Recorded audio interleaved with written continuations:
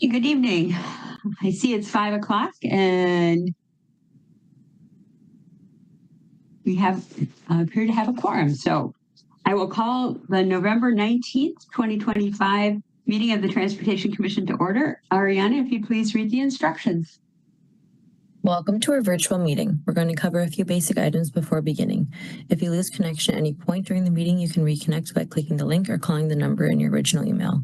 To members and city staff, members, if you're able, please activate your video and keep it on for the duration of the meeting. Staff, if you're able, please activate your video when you are speaking. Use the raise hand feature when you'd like to be recognized to speak or ask questions. Staff, click raise hand when you're asked a question. The chair will do their best to call on committee members in the order in which hands are raised. Lowering your hand will take you out of the queue. Members of the public who have registered to speak, the name you entered in Zoom must match the name you entered in registration. You will remain muted until called upon. The clerk will tell you when your time is up. After speaking, a member of the body may ask you a question. If you need to share documentation with the commission, please send it to the email listed on today's agenda. Chair, the floor is yours. Thanks, Ariana. Aiden, if you call a roll, please. Sure thing. William Okovich. Present. Sean O'Brien. Present. Dina Nina Martinez Rutherford. Present. Barbara Harrington McKinney.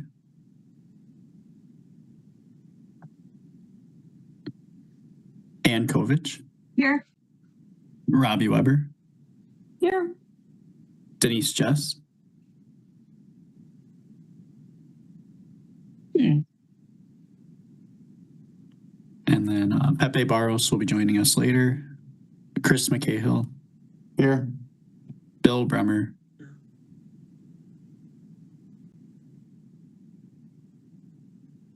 Oh, I see he's here. Harold Kleems will be joining us later. Kaylee Jameson. Here. And Lynn Olson. Present. Okay, so we're missing more than a couple. So Kaylee and Lynn, at this point, you're both able to make motions and vote. We'll try and keep our eye on that. Everybody have a chance to take a look at the minutes from the last meeting.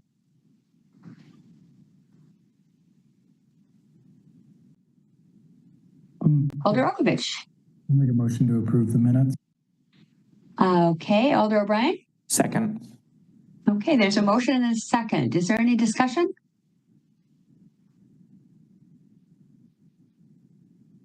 Okay, I'm seeing no hands. I'm going to assume a unanimous consent vote unless anybody wishes to vote no or abstain. So please raise your hand.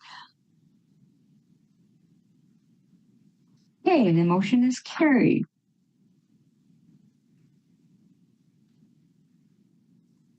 Do we have anybody registered to speak under item 1?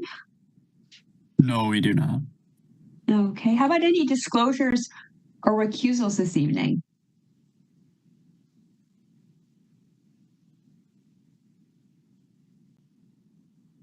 Okay, I'm seeing no hands. Okay, next we have consent agenda. Items 2 through 4 are proposed for the consent agenda. Ada, do we have anybody registered to speak on items 2 through 4? We do not. We do have a couple people registered as available for questions. So. Okay, all right. Anybody wish to have any of those items separated out for discussion?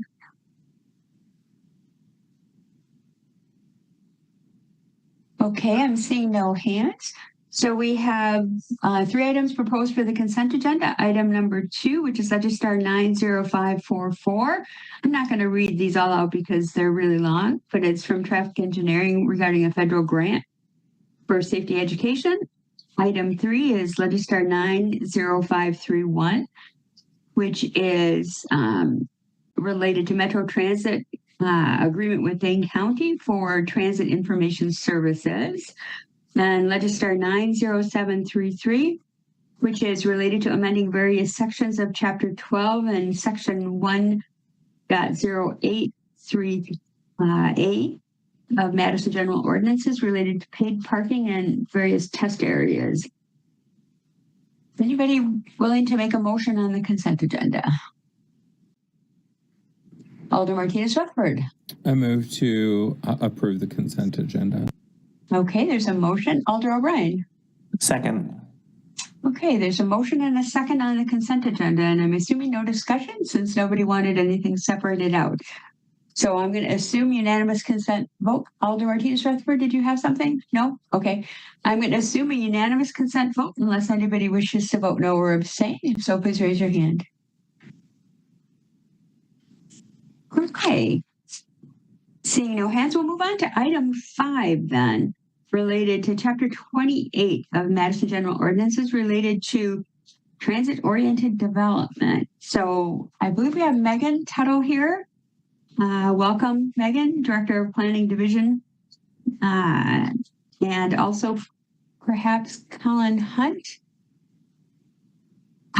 excuse me. And we also have Katie Bannon, and Colin's a planner and Katie is our zoning administrator. So Megan, who's going to start us off?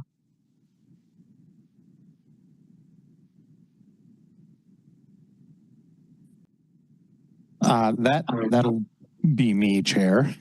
Okay, all right. Yes. And Aiden, it looks like we have some other folks who've joined. Denise has joined, and it looks like Alder Harrington McKinney has joined as well. Yes, I'm present. Thank you. Okay, go ahead, Colin. All right, thank you. I am going to share my presentation here. There we go. All right, thank you, Chair and Commission. My name is Colin Punt. I'm a planner in the city's planning division. And as you already noted, Chair, I am here with Planning Division Director Megan Tuttle and Zoning Administrator Katie Bannon. We've been asked. Colin, can I interrupt you for just 1 second? Ada, do we have anybody registered to speak on this item? We do not, but we have a few people as available for questions. Okay, I just wanted to make sure, Colin, because if so, we want to go through the presentation without stopping for questions here from the public and then go to questions and discussions. So I'll leave it up to you if you want to. Normally we go all the way through the presentation and then have questions and discussions. So whatever is more comfortable for you. Yeah, I think it might be best to get through the whole presentation first, and then we can go back and discuss and answer questions as necessary. Great, thanks. All right. So I'm here for two reasons to discuss transit-oriented development. First, one of the commissioners did request kind of an overview of TOD for the commission. So happy to provide that. And then for some of the code amendments regarding the transit-oriented development overlay district that have been introduced were referred to Transportation Commission for your review as well, and in order to make a recommendation to Plan Commission and ultimately to Common Council. So with that, I just wanted to start with the overview of what the transit-oriented development overlay includes. As you can see from this map, this follows approximately a quarter mile from the route of the 2 BRT lines, as well as other high-frequency transit lines. You see that it does come out on Atwood and down Monroe Street as well, but does not include downtown. So this is the topics that I will cover. It is a long list, but I should be quick. But first I want to talk about because this is a zoning overlay district, how this interplays with land use planning, with the comprehensive plan, because land use planning identifies broadly categorized land uses for the city. The city's comprehensive plan includes the generalized future land use map, that has a number of categories that provide a future vision for the city and establishes policy for our land use decisions. Zoning is the ordinance and the tool that implements the recommendations of those plans. And so when we have plans and policies in place and we find that we are not getting the results of what we are, the results that we intend in our plans, we do need to make changes to those ordinances and to the zoning that implements the plans.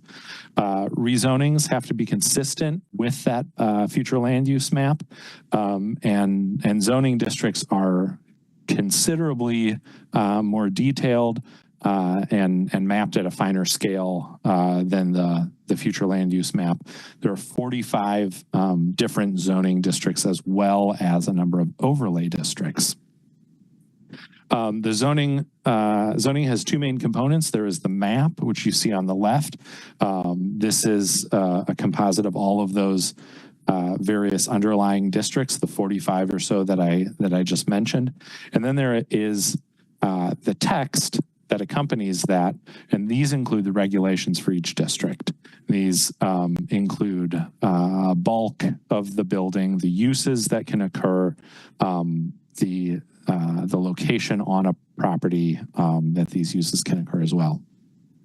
So then we also have overlay districts, and an overlay district is an addition to those 45 base zoning districts that modify the regulations in those underlying districts.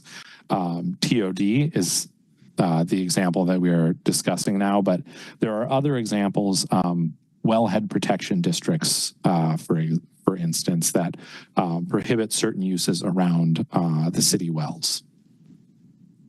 So transit-oriented development is a specific type of overlay district, and transit-oriented development is pedestrian-oriented, compact, mixed-use development that's centered on quality public transit. The transit is intended to support the development in TOD, and the TOD development is intended to support the use of that transit. The TOD was specifically called out in the comprehensive plan, which was adopted in 2018 and updated in 2023. With our projections that the city will add over 100,000 residents between 2020 and 2050, this is very important. The comprehensive plan directs us to concentrate the highest intensity of development along transit corridors, downtown, and at activity centers. Implementing TOD along with BRT will help us achieve that goal or that strategy. Additionally, we are trying to create complete neighborhoods across the city, and we want those neighborhoods to provide citizens with access to transportation options and resources and amenities needed for daily living. Again, that intersection between land use and transportation and supporting each other there. So why are we, why would we implement transit-oriented development? First of all, it's implementing the city plan recommendations. That's what zoning does. It's implementing the recommendations. It's a tool. We are matching the development with our city investments in transit to maximize both of those. TOD provides us with a more efficient use of land. It reduces the development of green space on the edge of greenfield land on the edge of the city. That means that there is less of a need to extend utilities and infrastructure as we build outward. And then we are utilizing less land for parking and car storage and more land for people. This increases the mobility of residents without needing to get in a car because it's supportive of transit and the transit is supportive of the development. And then this can help reduce household expenses, slow the increase of traffic, and reduce emissions and the negative impacts on the environment that accompanied single occupancy vehicle and driving. The TOD overlays zoning district and the accompanying zoning text has a number of components. There are bonuses to the number of residential dwelling units that can be built in a building within the TOD. For some districts, there are height bonuses, meaning that the threshold between a permitted use and a conditional use is higher, and so you can build a taller building by right as a permitted use.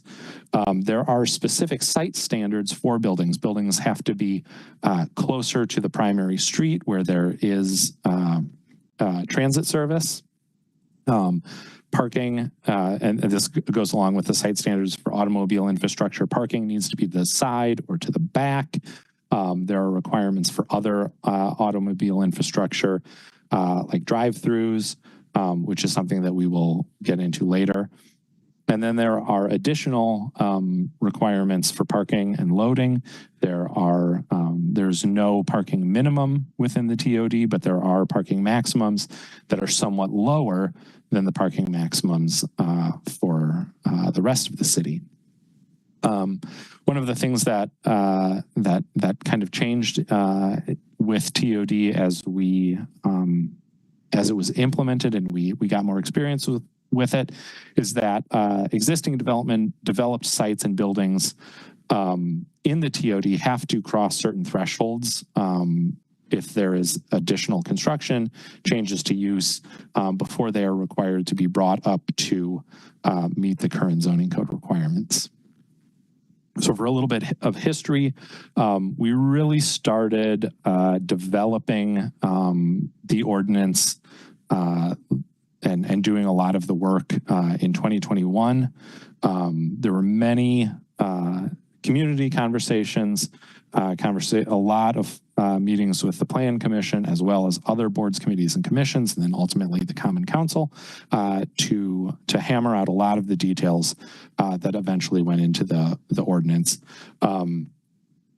We looked at, those things that I had just talked about, increasing units and heights, adjusting the conditional use thresholds, removing the parking minimums and reducing the parking maximums. There was a lot of talk about prohibiting certain auto-oriented uses. We did an inventory of all of the auto-oriented uses in the entire corridor. That was not included in the final ordinance, but is something that we will discuss earlier. And then there was also a lot of time spent establishing exactly what the overlay boundary would be, whether it was going to be measured out from the BRT stations or from the high frequency bus corridors, whether it was going to be a quarter mile or a half mile from those points or something else. There were considerations of exemptions of the historic districts, of downtown. And ultimately, it was decided by the Plan Commission and the Common Council to make the boundary a quarter mile from the bus corridor. All historic districts were included, and the downtown was excluded, as the downtown zoning districts were already very much in line with what the TOD attempts to achieve. That the ordinance was approved in January of 2023, so we are now nearly 3 years into this. There were a few changes made to as we were implementing the TOD, exempting certain uses from some of the requirements, and then also, as we noted, that the intent of the TOD is, like I said, to increase the intensity of development along those high frequency transit network. We found that there were certain auto-oriented uses such as drive-throughs that were still being proposed and built. They were meeting the letter of the law, and so we made some adjustments to those and clarified some of the requirements for some of those auto-oriented uses. I'm not going to go through this slide really, but as the TOD and zoning in general is very important to the development process, I want to kind of show the way that discretionary development occurs. This is something that the Transportation Commission does not really take part in. This is more in the Plan Commission's realm. But this illustrates that the way that conditional uses, rezonings, and other land use requests go through the process. There's a lot of discussion up front before an applicant files an application. The whole list of city agencies down at the bottom of this screen review these applications. And then there are a number of meetings and public hearings where the decisions are made. And then only after it is approved at those meetings that it goes back to these city agencies for verification, where they are making sure that all conditions are met, ordinances and policies are being followed, and only at that point are building permits allowed to be pulled. As I note at the top here, this is for conditional uses and rezonings. Within the TOD, those conditional use thresholds are slightly different. And so many developments are by right or permitted uses. In this case, the applicant will file an application. If this specific building type, size, use fits within the permitted uses in the overlay district, it advances straight to the city agency's site plan review, where it's still reviewed by these agencies, but does not go through that whole discretionary review process. So taking that into account, I did pull the numbers on recent development going back to the beginning of 2023 until present. The TOD overlay covers about 17% of Madison's total land area.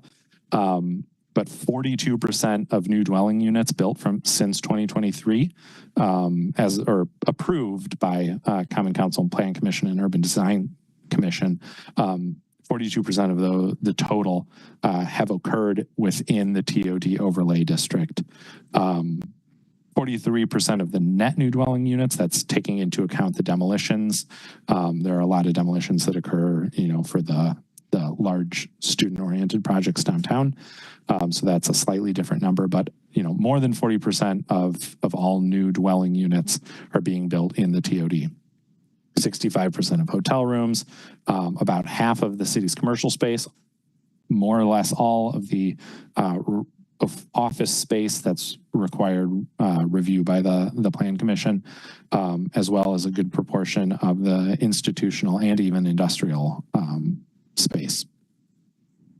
Wanted to go through a few examples of actual projects that have been approved, are under construction. This is at 426 South Yellowstone Drive between Mineral Point Road and Odana, a 6-story mixed-use building just opened, I believe, in October. This is a building that is currently under construction on East Washington, just north of the interchange with Aberg and Highway 30. 5-story apartment building, nearly 200 units, will be completed early next year. Just down the street, a 5-story mixed-use building at East Washington Avenue, also scheduled for 2026. And then on the west side, back to the west side, this is a block east of Midvale, on the south side of University Avenue, a 6-story, 146-unit mixed-use building with over 4,000 square feet of commercial space. This is in the final sign-off step, and I anticipate construction will start very soon on this one.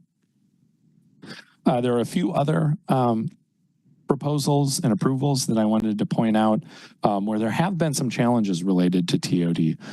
This is the University Row UW Health Clinic. The Digestive Health Center is currently on this site.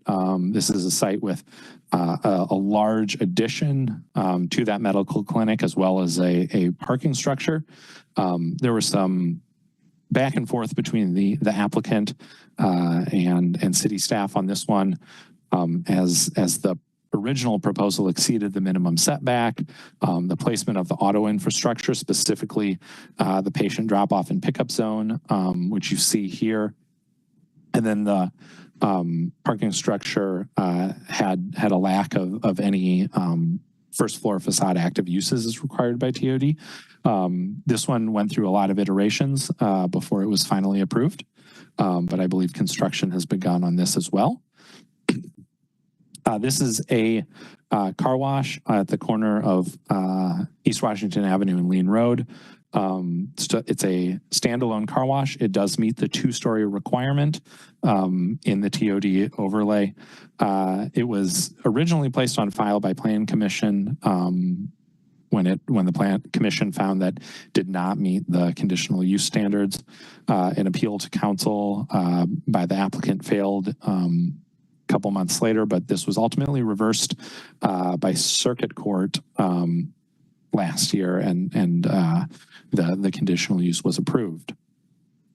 And then this is a building for a coffee shop that was only very recently approved by the Plan Commission at the corner of Gammon Road and the officially mapped future extension of Odana Road, where it enters into the greater Westtown area.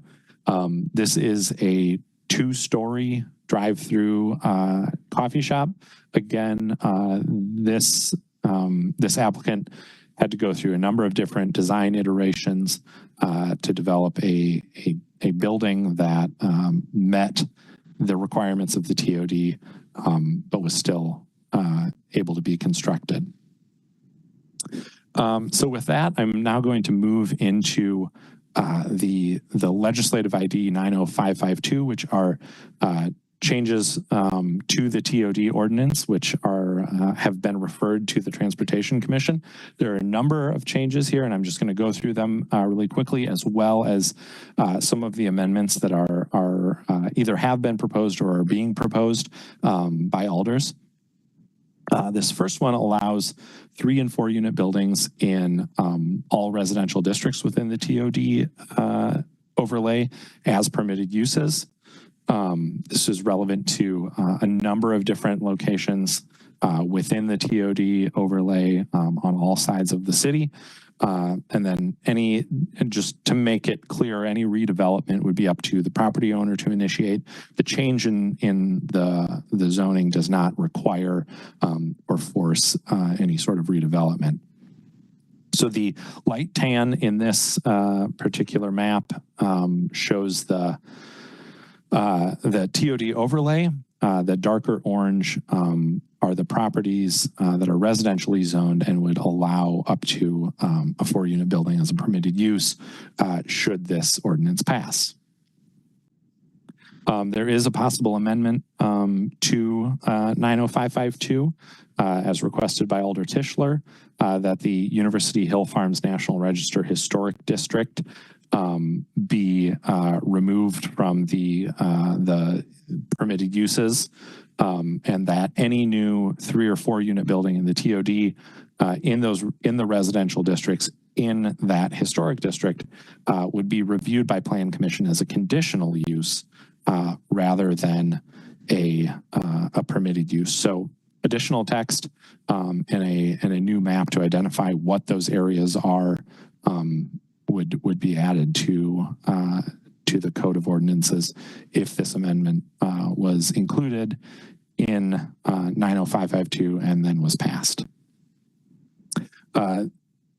This map shows kind of a quick location as to where the University Hill Farms National Register Historic District, is located. This is the actual area right here, outlined in yellow. The darker red is all included in the TOD overlay. This right here is Whitney Way, Mineral Point Road down here at the bottom, and then Regent Street right there. So the yellow boundary would be the area in which any 3 or 4 unit building would be a conditional use. Another change proposed to the TOD as part of Legislative ID 90552 is that all future drive-through facilities in the TOD must be in or on buildings that are at least 3 stories tall and that cover 60% of lot area. as the ordinance stands right now, they have to be within or under buildings of 2 stories.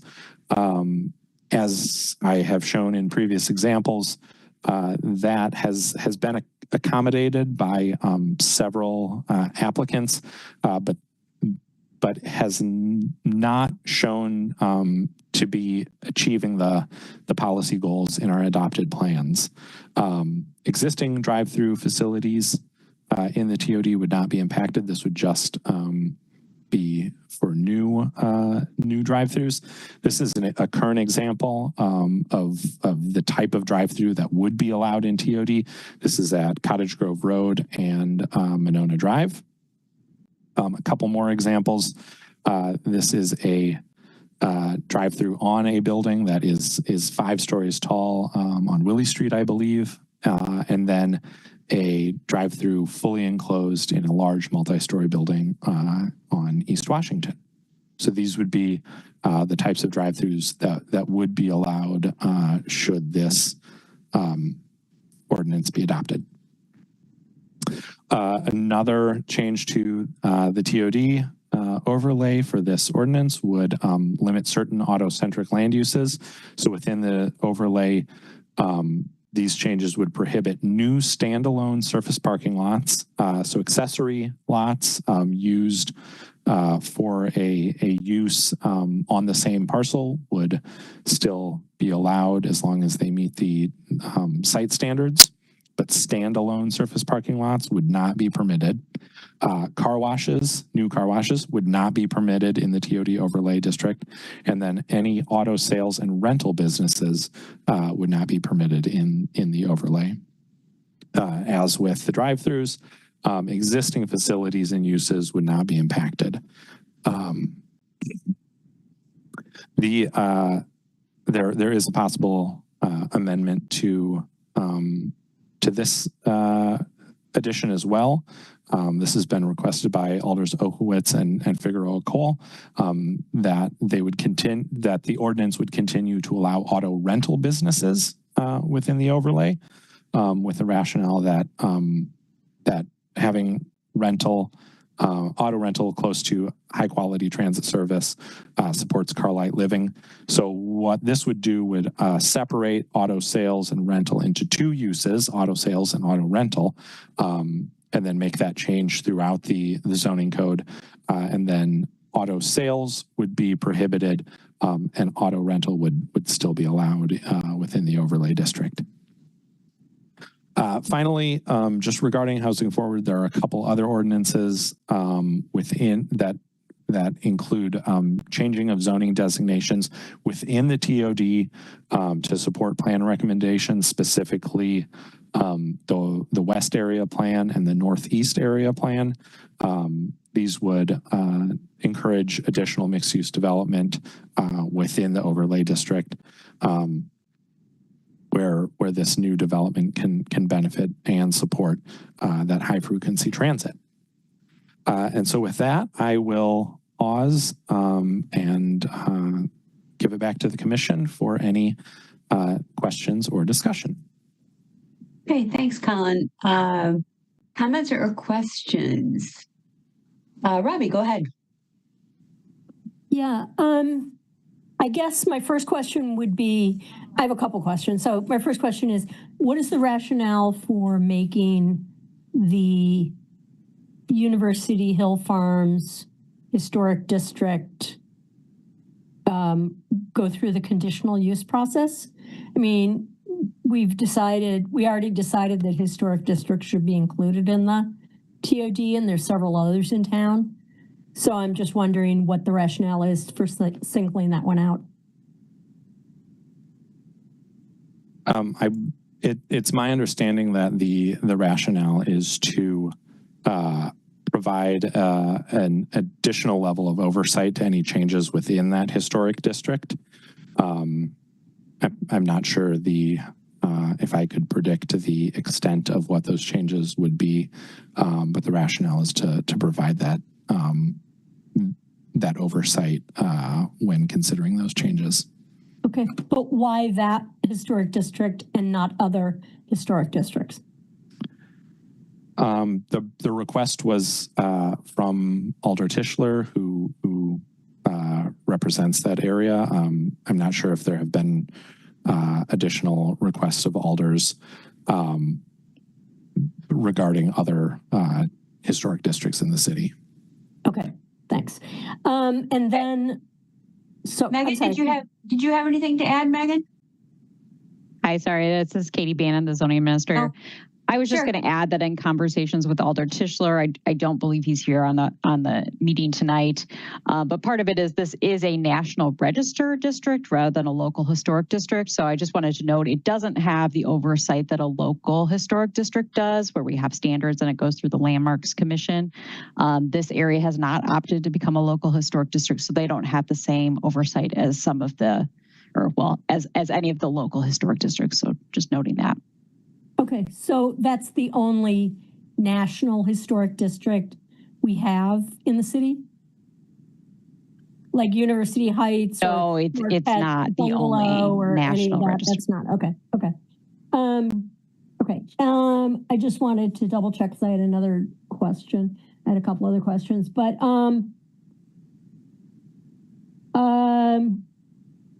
okay, that was not the question I had. I wrote down a couple of questions and now I can't find them, but that's okay. The other question I had was, as far as auto rentals, quote unquote, just out of interest, I just wanted to see where auto rentals were in TOD districts today. And Zipcar shows up. So I'm wondering if Zipcar, if we don't pass that as that amendment, would Zipcar parking or access be prohibited in TOD districts? Because it seems like Zipcar would be one of those things you would want. And maybe Zipcar doesn't even exist anymore. I haven't heard about it recently, but car sharing in general, I'm just sort of wondering how that falls in. If it's considered car rental. Yeah, sorry, this is Jacob Moskowitz, Assistant Zoning Administrator. We were just kind of internally talking about that because it's actually probably not something that we've really encountered as far as people asking us for, you know, a separate certificate of occupancy for Zipcar or anything like that. I think my understanding is I don't think historically we've called that auto rental, since it's more of a car share. It's not, there's not like an office where you go and you know, hand over your credit card and they give you your keys, and you know, it's more of like a car share sort of, I don't know, in the sort of Uber Lyft mode of peer-to-peer type uses rather than a centralized business. That's at least my experience from the enforcement side. I don't think we've ever like written anyone a notice to get approvals for their Zipcar parking spot. So I don't think that would change. I don't know if Katie has other thoughts on that. Okay, cool. As I said, out of interest, I just Googled car rentals and that came up. So okay. No, it's an important thing that we haven't really come across that often. So yeah, it's something we can talk about internally too. Thanks. Okay. Thanks. I think that's it. I had questions maybe about a different agenda item that I wrote down. Okay, thanks, Robbie. Alder O'Brien, go ahead. Yeah, thank you so much, and thank you for coming this evening. So I have some questions to kind of clear up some miscommunication that I think I've been seeing on some social media. So this would, the one discussing auto sales, auto rental, and drive-throughs, that would only prohibit that in TOD, not in the rest of the city. Is that correct? Yes. So any other zoning districts outside the TOD, they would still have to abide by the requirements of those individual districts. Okay. And then for drive-throughs, those drive-throughs would be permitted in the TOD as long as there was 3 or more stories, correct? 3 or more stories, and the building would have to, the building footprint would have to cover at least 60% of the lot. So that would avoid, you know, a very large lot with a, you know, a surface parking lot or something, and then a small building that's built to 3 stories just to get around that requirement. Okay. What happens when a facility sells and is closed for like 3 to 6 months if it is in the TOD and it's out of compliance with the zoning? So, oh, sorry, Colin. I was gonna pass it over to you. Yeah, no. So for the use, it's sort of a funny thing in our code, but the use of drive-through. So that would expire after 12 months of being vacant, of not being in use. So if it was 3 to 6 months, a new business could come in and take it over and continue to use the drive-through. But if it was more than 12 months in the TOD, then the use could still persist, but the existing drive-through. I'm sorry, I'm getting too deep into the weeds here. We have a difference between the use and the drive-through infrastructure itself. So if the infrastructure itself can remain, so as long as they're not making changes to the infrastructure itself, it can remain. Again, the drive-through use is not prohibited in TOD. It just has these extra requirements as far as where it can be located when we're talking about new auto infrastructure within the TOD. So sorry, I feel like I confused the issue by talking about the difference between use and infrastructure, but that's sort of the setup in the code. No, I followed you. Don't worry. Okay, thanks. And then would our tower? So we've seen in other cities that tower, like car lots and tower car dealers, are starting to become more popular. Is that prohibited, or is just the like large lots prohibited? So you mean like auto sales? Like I think Carvana has some of those. Yeah. Like there's one in the Chicago area. Yeah. Those would be considered auto sales. So under the current, under the way that it's written now, those would not be permitted in the TOD. Okay. As a new auto sales. As a new use. So correct. an existing auto sales place could maybe add a tower structure as a way to store cars. Right. Property. Okay. Cool. Thank you. Thanks, Alder. Alder Harrington McKinney, go ahead. Chair, I want to go back to, you had mentioned that Alder Tischler had some questions, and so he had contacted me later. Could you summarize what his questions was? Because I think I missed it. I want a better understanding of where his challenges were. Yeah, I didn't hear the questions, but Colin did present that there's an amendment that he's looking to introduce or sponsor, I guess I should say, sponsor to the TOD overlay, which would change what's proposed. So what's proposed, oh yes, thank you, Colin. Helpful to have a slide, is to allow 3 and 4 unit buildings in districts that wouldn't otherwise allow them if they're in TOD. So some of these lower density 1 and 2 family districts would allow as a permitted use 3 and 4 unit buildings if they're located within the transit oriented development overlay. What his amendment proposes is that within the Bursty Hill Farms National Historic Register District, that instead of being permitted uses, those would be conditional uses, the 3 and 4 unit buildings in those low density single family districts. And so as a follow-up question, then that if this passes tonight, then any amendment will have to be introduced and considered outside of what the Transportation Commission does tonight. Is that correct? Yes. What's happening tonight with Transportation Commission is you're providing a recommendation to the Plan Commission, and then Plan Commission will provide a recommendation to Council, who will ultimately make the decision. Okay, thank you.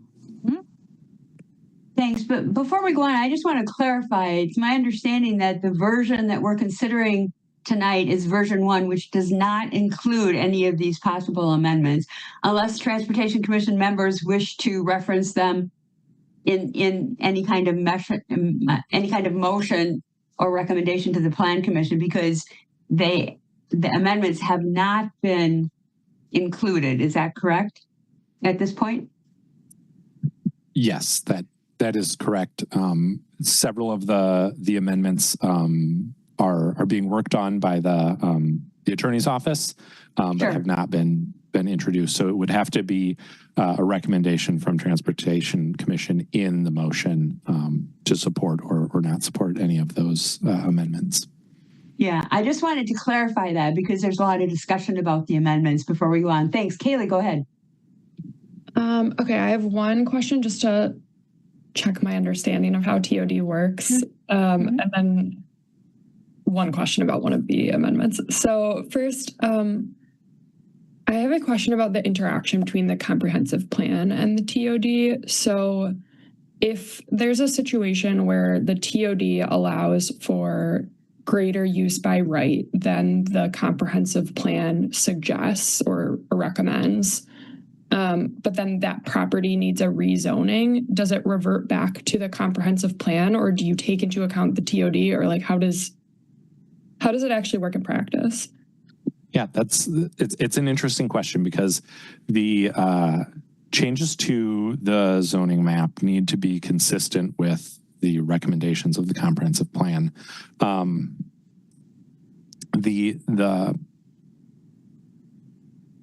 The intricacy here is that the land use designations in the comprehensive plan are quite broad, and the zoning districts are a lot more narrow and prescriptive in what they allow. So there are usually quite a number of zoning districts that can kind of nest into a certain land use designation. So I would say it is probably an extremely rare situation that a rezoning would result in what we would call a downzoning, a reduction in the intensity to match the comprehensive plan, especially given the wide variety of zoning districts that can kind of fit into a number of different land use designations. So assuming that the zoning does not have to change if the underlying zoning district and the TOD allow a density or an intensity greater than what the land use recommendation in the comprehensive plan is, the zoning code is the city's code of laws, and so that is what dictates that could be approved there. And so there are cases that the zoning allows something that the comprehensive plan would otherwise not recommend. But that, it's not a very common occurrence, but it does happen. Right, that makes sense. Thank you. And then my second question is, can you just clarify, when you're saying standalone surface parking lots would be prohibited, does that mean like truly standalone, not touching a building, or like, is it the 60% rule, or how do we define what a standalone parking lot is? So it would be when the principal use, which is what we call it in the zoning code, is a parking lot, so that it's not serving a business that's also on that site or a building that's also on that site. So examples might be, a parking lot where extra cars are stored for an auto dealership or something like that, but the dealership isn't on site. So it's not restricting what we would call an accessory parking lot, which is like, you have an office building with a parking lot next to it that serves that office building. It would only be if that office building didn't exist and it was just one big parking lot that didn't serve any other use on the site, if that makes sense. It does. Thank you. That's all I have. Thanks. Thanks, Kaylee. Alder Okovich, go ahead. Thank you, Chair, and thank you, staff. I just had one question on the 60% lot coverage for drive-throughs, near drive-through structures. I was wondering how you arrived at that number, and I mean, I can kind of guess, but I'm just wondering because the maximum in some of those mixed-use districts is like 75%, so that gives applicants like a pretty narrow range to work with, 60 to 75% lot. I guess it's only 60% if they want to do a drive-through, so maybe. Correct. Yeah, 60% building coverage minimum. One thing though is that with lot coverage, you can do like a green roof or pervious pavers to kind of make up for some of that. So for example, your driveway into the drive-through could be pervious pavers and that wouldn't count towards your maximum lot coverage. I think the way that we got to that was we actually looked at some buildings that did have drive-throughs that were in a more sort of urban form and more urban area. And one thing that they all had in common was they had a similar sort of level of building coverage. So we weren't looking at, a fast food restaurant or a coffee shop that was surrounded by an ocean of parking and maybe had like a 10% building coverage. 60% is pretty significant. It really does result in a somewhat, especially together with the TOD rules about pushing it closer to the street, having entrance orientation like that. It really does result in a more sort of urban transit-oriented building form. And it gives less ability to have a big sea of parking in addition to the building. I don't know if Colin or Megan or Katie had other thoughts about how we arrived there.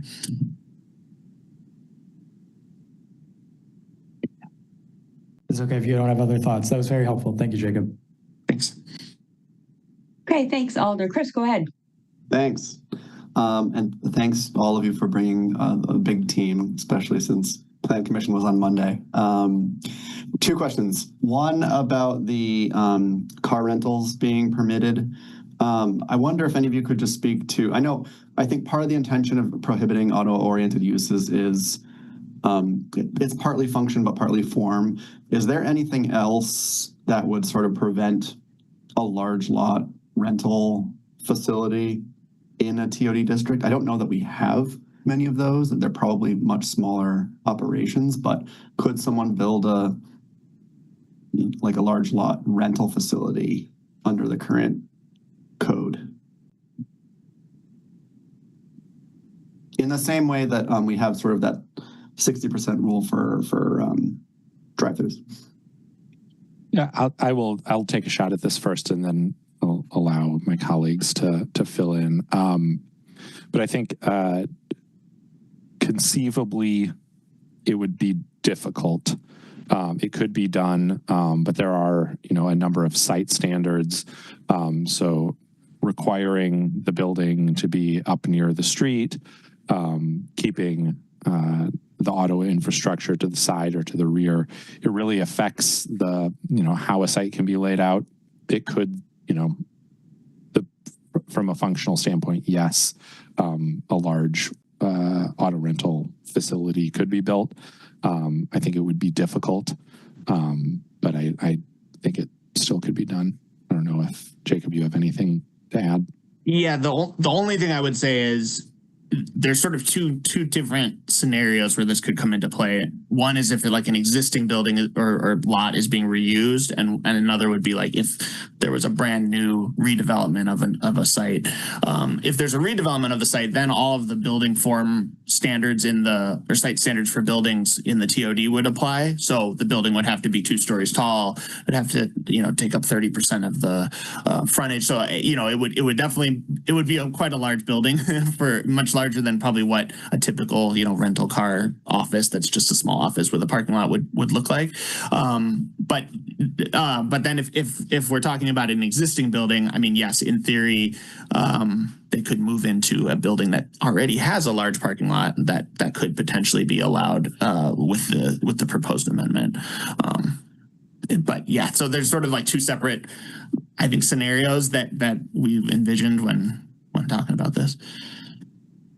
Thanks. Other question I had that just occurred to me, would the standalone parking piece of this be an impediment to park and rides out on the edge?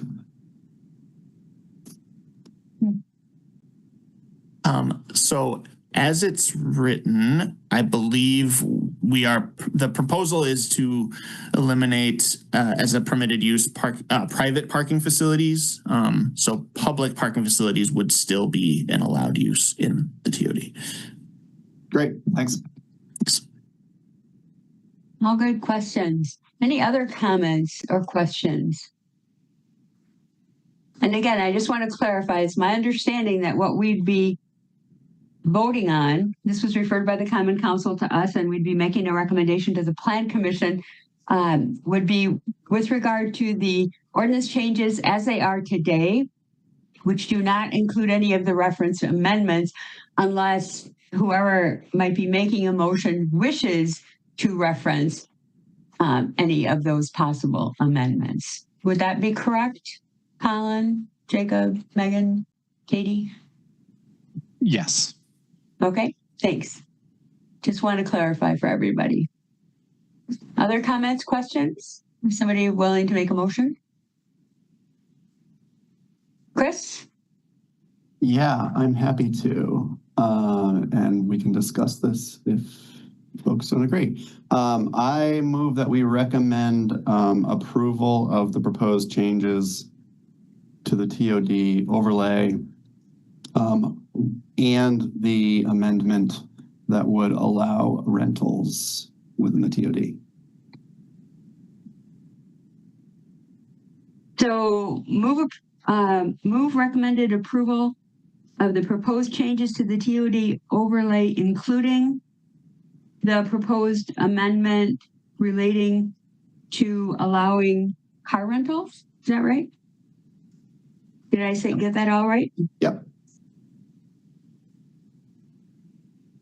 Do we have a second to that? Alder Harrington McKinney? Second. Okay, there's a motion and a second. I'll just repeat that, Chris, just to make sure that I got it right before I ask you to speak to it. Move recommended approval of the proposed changes to the TOD overlay, including the proposed amendment allowing car rentals. Is that correct? Okay, good. Did you wish to speak to your motion, Chris? No, I see we've got some hands up, so that's fine. Okay, Robbie, go ahead. Yeah, just to clarify, was the change to require 3 stories or more for drive-throughs, was that part of the recommended changes? That was not an amendment, or was that an amendment? That's in the I'm assuming, Colin, that's in the original, correct? Yes, that's in the original ordinance. Okay, great. Because if it wasn't, I was going to suggest we add that, but thank you for clarifying that. Thank you. Okay, great. Alder Okovich. I had my hand up to second. It seemed like a second though. We did. All right. Is there further discussion? Alder Okovich. Thank you, Chair. I mean, I will just speak quickly because I am one of the sponsors for the amendment for allowing car rentals, but so it's a request that came from a few people, and including somebody who I know doesn't own a car but does rent cars, and I don't think they live within the TOD, but they live nearby. But it was just my goal here is not to allow large car rentals, but we also are not seeing those being built in the same way that we're seeing drive-throughs being built. My goal here is to allow like Zipcar, car sharing, or on East Washington, there's like a small enterprise car rental that I know a few people. I know a few people who use it, and it's conveniently located, and it does. You know, if you have one car or no car, having a nearby way to access a vehicle can be very useful. So that's my intent with the proposal. Okay, thanks. My sister she lived in Chicago for years, and they oftentimes rented a car. I think they did Zipcar too, Robbie, because where they live near Wrigley Field, and public transportation's awesome in Chicago, and so then they rented a car when they needed a car. So I think that's what you're talking about, Alder, and you know that I think that amendment makes sense. So just to summarize, the motion on the floor is move recommended approval of the proposed changes to the TOD overlay, including the proposed amendment allowing car rentals. Any further discussion? Okay, I'm going to assume a unanimous consent vote unless anybody wishes to vote no or abstain or wishes a roll call vote. So please raise your hand. Okay, the motion's carried unanimously, and thank you so much. I know staff had, you have many meetings that you have to prepare for, and you made a separate, more inclusive presentation deck for us to give us a background on TOD, which I think is going to benefit everybody. So thank you so very much, not only for doing that, but for coming this evening as well. So thanks so much. All right.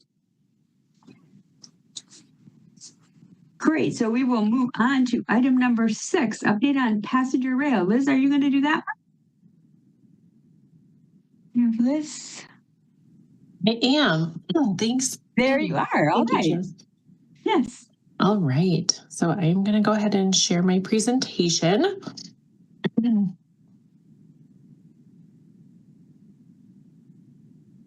All right. Is that working for everybody?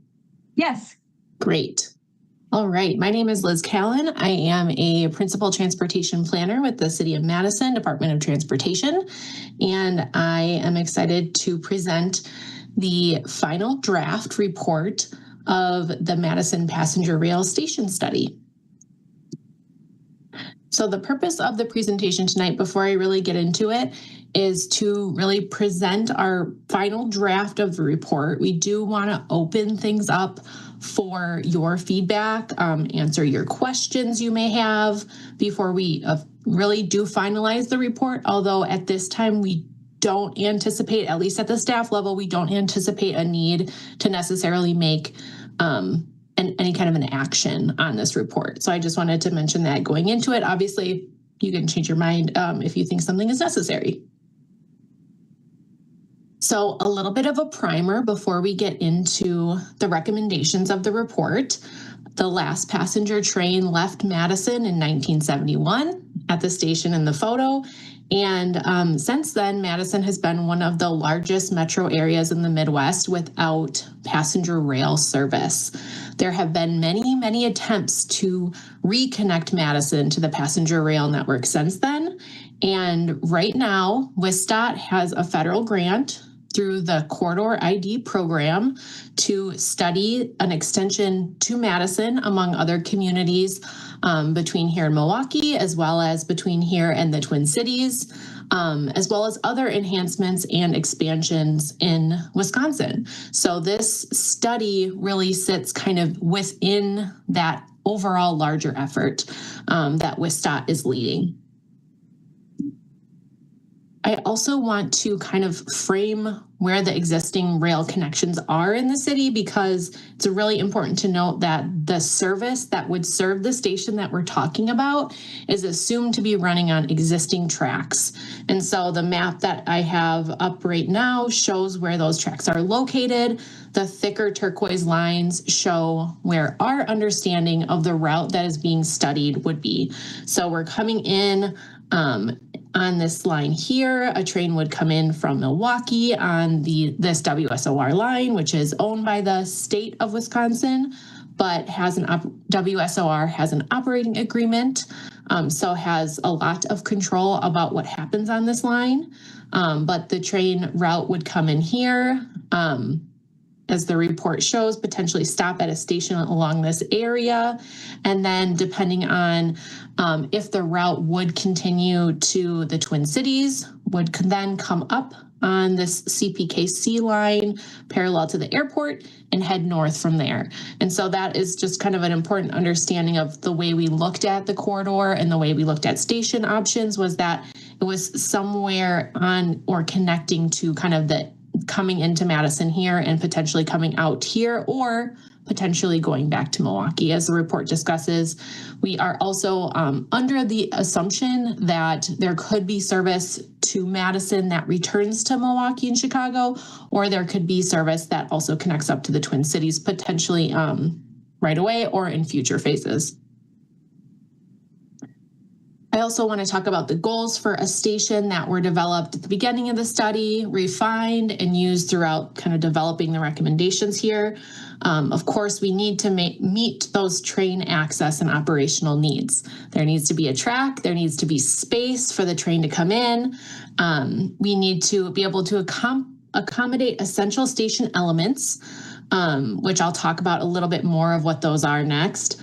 We also have to think about the feasibility of some level of site ownership and control. The study does not assume that Madison necessarily needs to be the final owner of the station, but there needs to be a level of ownership and control.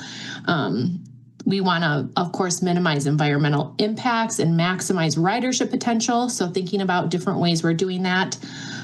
Promoting equitable access to the station, which as we were doing our evaluation, we looked at a lot of different things. We looked at things like multimodal access. We looked at things like regional access and the location within the broader city of Madison. We looked at, different ways that different types of communities and different populations might access the station and things like that. We also want to think about economic development opportunities and sort of like this placemaking element that could come along with a station in Madison. The assumptions that we used for our station, our service and station needs as we're thinking about where the station should be located were really based on information from the Corridor ID application that WSDOT submitted, and we were part of kind of collaborating with them on that, as well as the information that we got from Amtrak, which is kind of their understanding of the service up to this point. An important kind of note I want to make about our station study is that it is kind of a preliminary recommendation that will get refined as the overall corridor ID process moves forward. So we're kind of putting out where we think the station should be, and there's a lot of flexibility in our recommendations because this Wisconsin Department of Transportation is just going to be starting on their service development planning process for this route. And so when that process gets underway, we'll have more information and we'll be able to refine our understanding of the service and station needs. But in order to understand a station, kind of get the ball rolling, we had to have these assumptions. And so our assumptions are that we would have 3 to 4 daily round trips, also assuming there would probably be a phased approach that first connects Madison and then connects further north to the Twin Cities, potentially up to an additional 1 to 2 round trips with that further north connection. We also assume that the service would use 700-foot-long Siemens Venture passenger cars, which is what is being used on the existing Hiawatha right now. And those would be either pushed or pulled by Siemens locomotives. So in order to serve those cars, we're assuming that we would want to have a platform that's about 700 feet long. There is a little bit of flexibility there. It could be slightly shorter, but really that is the desired length. So the platform could serve all of the cars on the service. We're also assuming, based on information we've gotten from Amtrak and WSDOT, that we would be needing relatively modest station building facilities. So I think a lot of times when people think about a passenger rail station, they think about some of the beautiful historic stations around the country that are very, very large. And I think what we're thinking about and what we really need for a service, for a regional service in Madison like this, is pretty modest. So we're thinking about around a 3,000 to 5,000 square foot space or building. So it could be a space within a building. It could be a standalone building. It could be part of an existing development. It could be part of a new mixed use development. But essentially what would be needed would be things like restrooms, a pretty basic waiting area, and then some information. We have, Amtrak primarily works on mobile ticketing now, so we don't necessarily assume that we would even need a ticketing desk at a station in Madison, although that could be discussed and would have to be refined as the service development planning process moves forward. We also know that there would probably need to be some kind of train servicing in Madison. And so what that means is a place to store the trains, a place to clean them, doing kind of basic level service on those trains. And so that could happen either at the station itself, but it could also happen off-site. But it would have to be somewhere nearby, especially if the service was designed in a way where the trains would be sitting in Madison for a little while before returning or continuing on to the next destination. We also are understanding that for many reasons, including I think a lot of the shared goals many people on this commission have, is we want a strong multimodal connectivity for the station. We want to ensure that there's opportunities for pickup and drop off to occur. We want to ensure that there is access to some parking, but we think there's some flexibility in that in terms of not necessarily needing to have a large surface parking lot within steps of the platform, but there's some flexibility there. But we do understand some parking is going to be needed, both some short-term parking to accommodate ADA parking stalls and also some longer-term parking for folks who are going to be wanting to park their car, travel for a number of days on the train and return to Madison. So those are kind of the underlying assumptions we are making based on information we've gotten from both WSDOT and Amtrak about the service that would come to Madison. And we also used kind of a multi-tiered evaluation process to really narrow down to these 2 site areas that are presented in our report. So we started out with 6 general corridors along those routes that I shared at the beginning of the presentation. So thinking about where the existing tracks are and just general areas where we think a station could potentially work. So first we analyzed those, kind of thinking about the broader characteristics of those corridors and what might make sense. We then pulled out 8 specific sites that we evaluated in a lot more detail, including developing some sample site plans for examples of what a station could look like in those areas, which was really helpful for understanding some of the complexities with the train operations and access and things like that. But then for our recommendation, we took a step back and we are recommending our top 2 site areas that we think will have the highest likelihood of success. And the reason that we are taking this approach is really because we understand that we are not at the point in the overall process for the route development and the corridor development to make a specific parcel level site recommendation with a site plan or with some, beautiful renderings, which I think some thought, including, some on the project team, that is what we would end up with at the end of the study. But based on where that corridor ID development process is, not yet entering the corridor service development planning process, it does not make sense for either processes. So either for the city of Madison or for kind of the broader state and Amtrak process to really make that decision just yet. So what this study does is it narrows down those site areas that we think will make the most sense in order to kind of take those into the service development planning process, which is about to begin.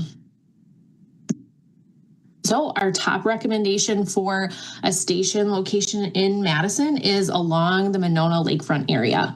So this is one of the sites that we had looked at when we were looking at those 8 sites. At that point, we were kind of narrowing down an area closer to the actual Monona Terrace itself. But after more evaluation and discussion and just understanding of what is potential opportunities are in this area, we took that as a step back and thought, we generally think that a platform makes a lot of sense in this area. So this turquoise line here, parallel to John Nolan Drive, with a passenger siding parallel to the existing freight track, or potentially relocating a freight track and a passenger siding next to each other, but also understanding again that we wanted to build in that flexibility to where we are in the process so that the actual station building or how people are actually entering that and accessing that service could be located in a number of locations along this area. And then that would be accessed off Wilson Street. And so again, as I mentioned, and as I think this group saw in our preliminary draft, we had originally identified kind of the area around the DOA building right here. But again, more discussion, more development. We determined that that could be located in a number of different areas. Again, with an existing development, with a potential future development, either as a space within a building or a standalone building, with then the need to have some vertical circulation to get folks down to the platform, which would be on the same level of John Nolan Drive. And so this is really our top recommended site area right now for a station. I know it has been recommended in the past for station areas as well. And that is really due to just the proximity and the ridership potential that this site offers. A lot of the discussion around this station in Madison is about that proximity and helping users feel like they have arrived in Madison. They can access their final destinations very, very easily. And that's a really important component because we know that in Wisconsin, driving is very, very easy. We've built our state to make driving very easy. And so in order for a station to really be successful in Madison, we have to make it very, very convenient for people to use it, both Madisonians and people coming to visit. And so what that means is that we need to make sure that people can really have easy access to their final destination.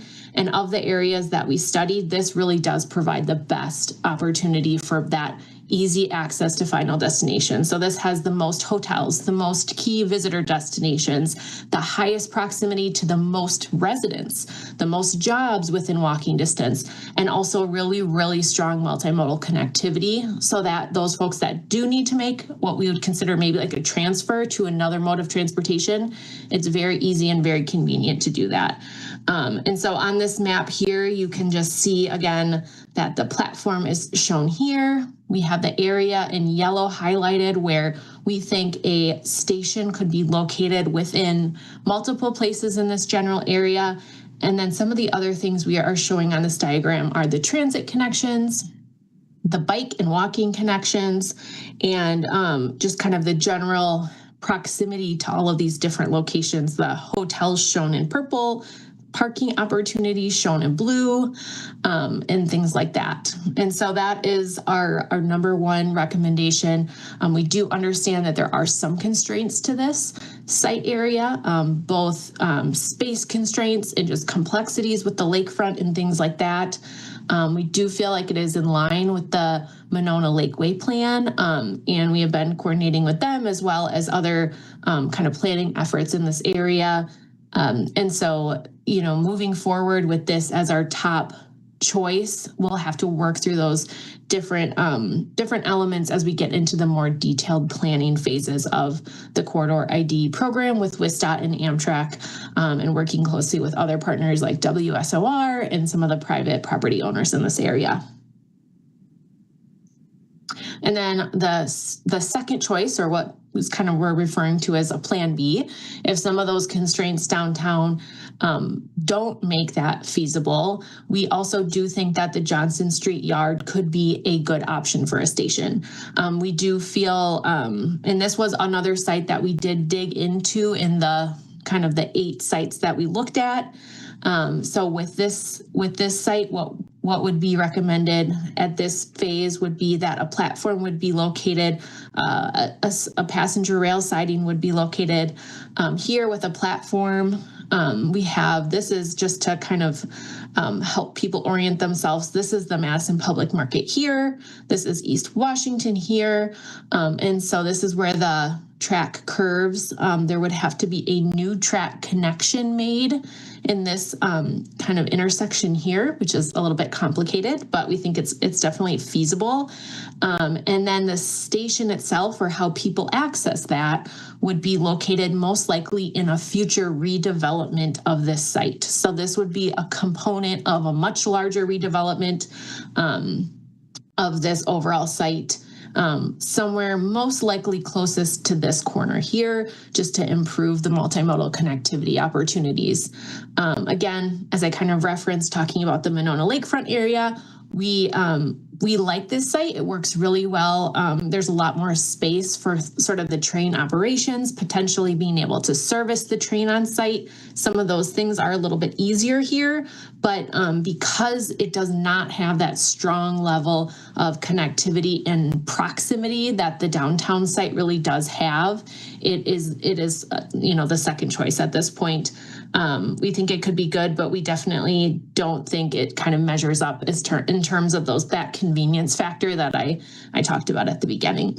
So it is definitely within walking distance of BRT. There's some good local bus routes, and there is some good multimodal connectivity. But again, it really does require riders to make a transfer. And so I think that is probably the biggest downside to the site, is having to make that final transfer. For most people coming to Madison, their destination is not going to be within walking distance of this area.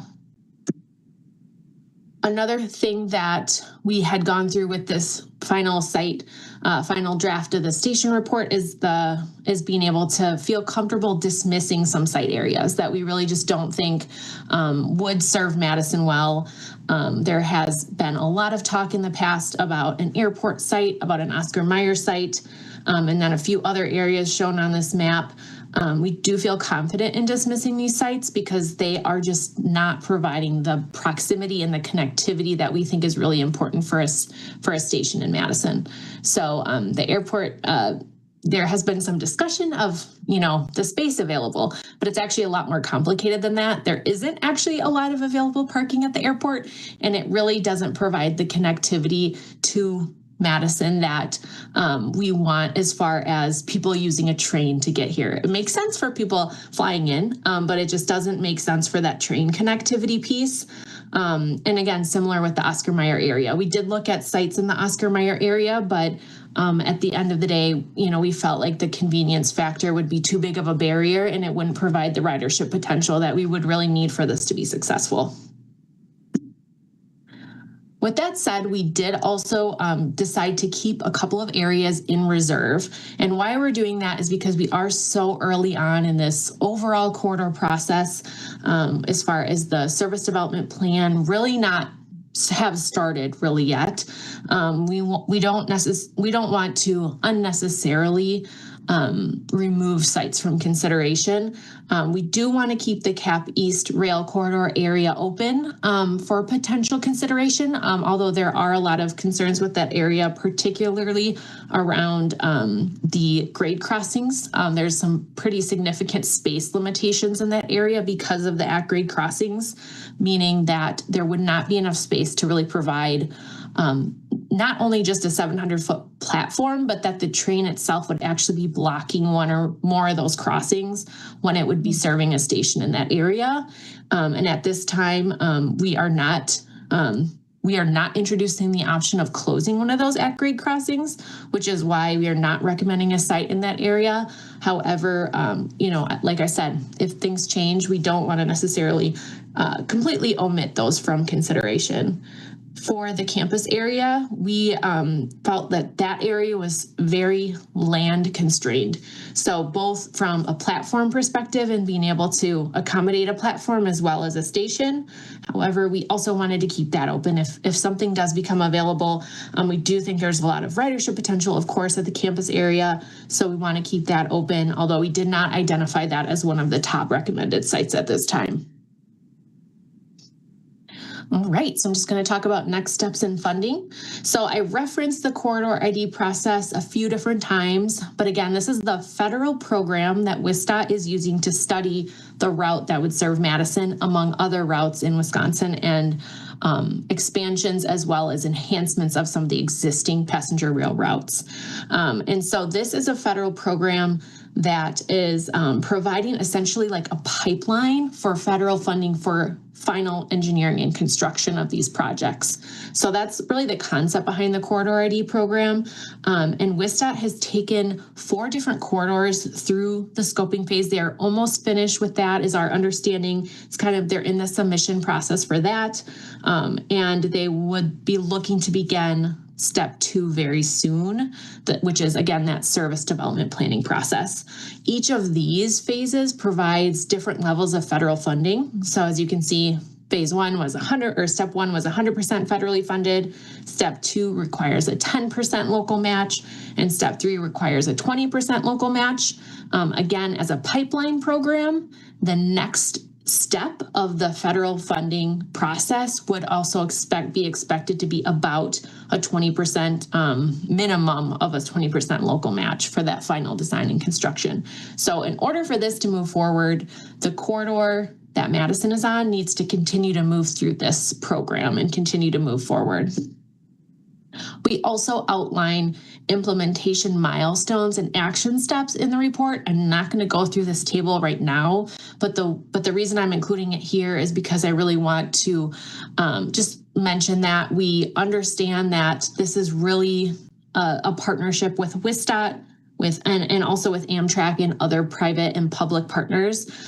So this is a study where we are identifying the station preferred areas based on our understanding of things.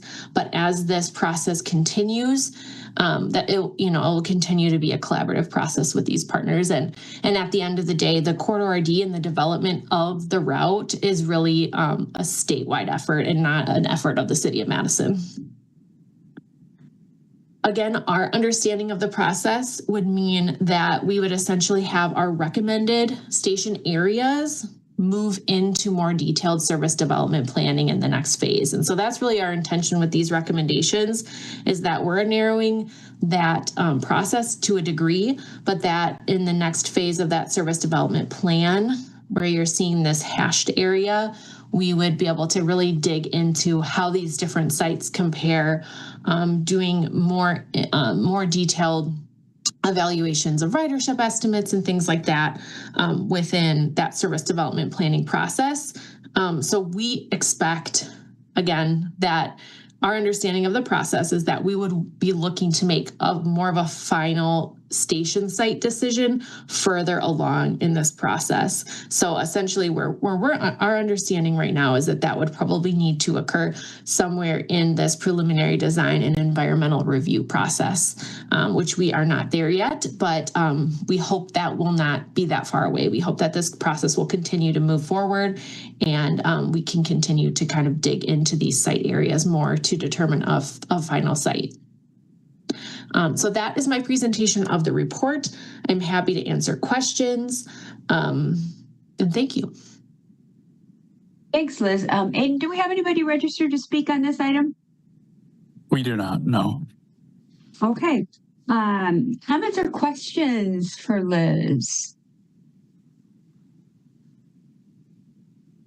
Haley.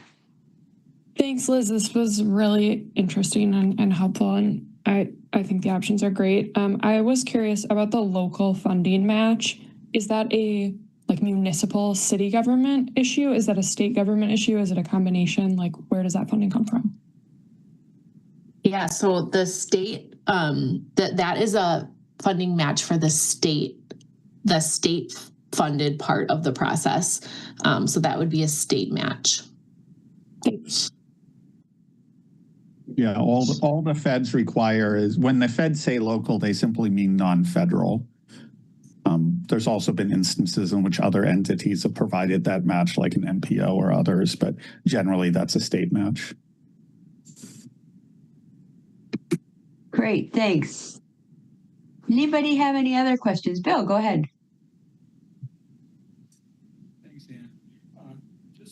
Clarify, or to make sure I think I know the answer, but I just want to confirm it.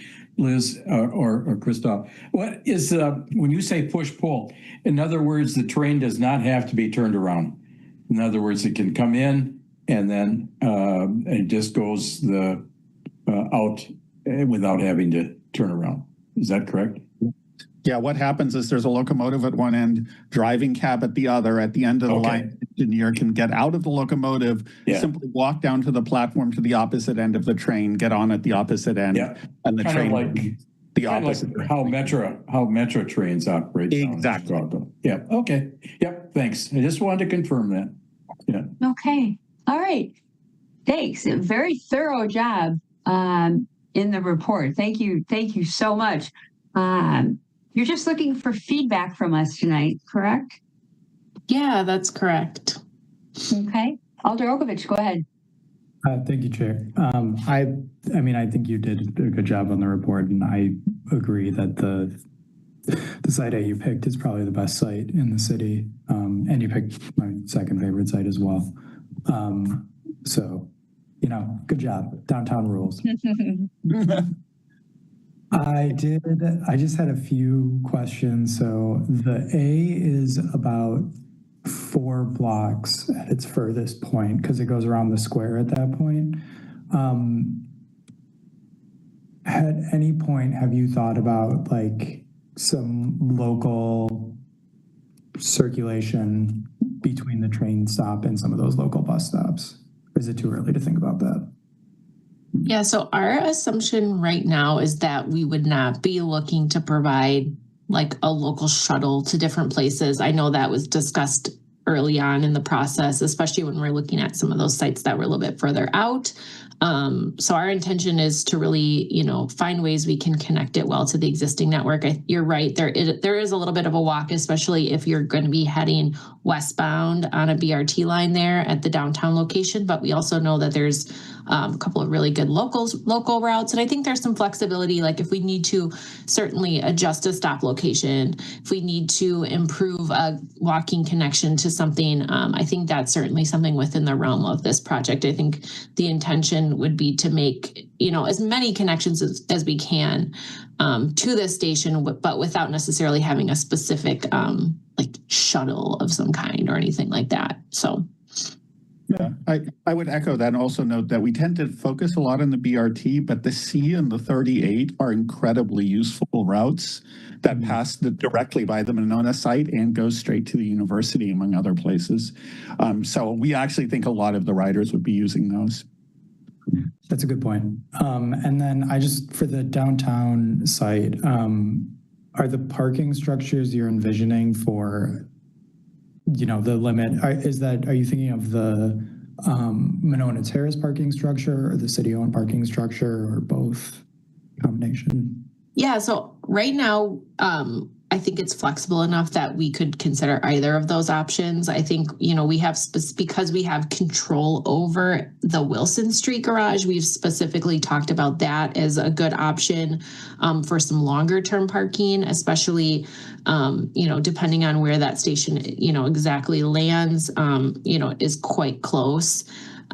We also, could look at overflow options in other locations and would also want to and actually need to accommodate a few spots on site for ADA parking as well as pickups and drop-offs. So we do think, we could accommodate that within some, part of the existing parking infrastructure downtown. Okay. Thank you. Thanks, Alder. Alder Figueroa-Cole, go ahead. Hello. I am so disappointed.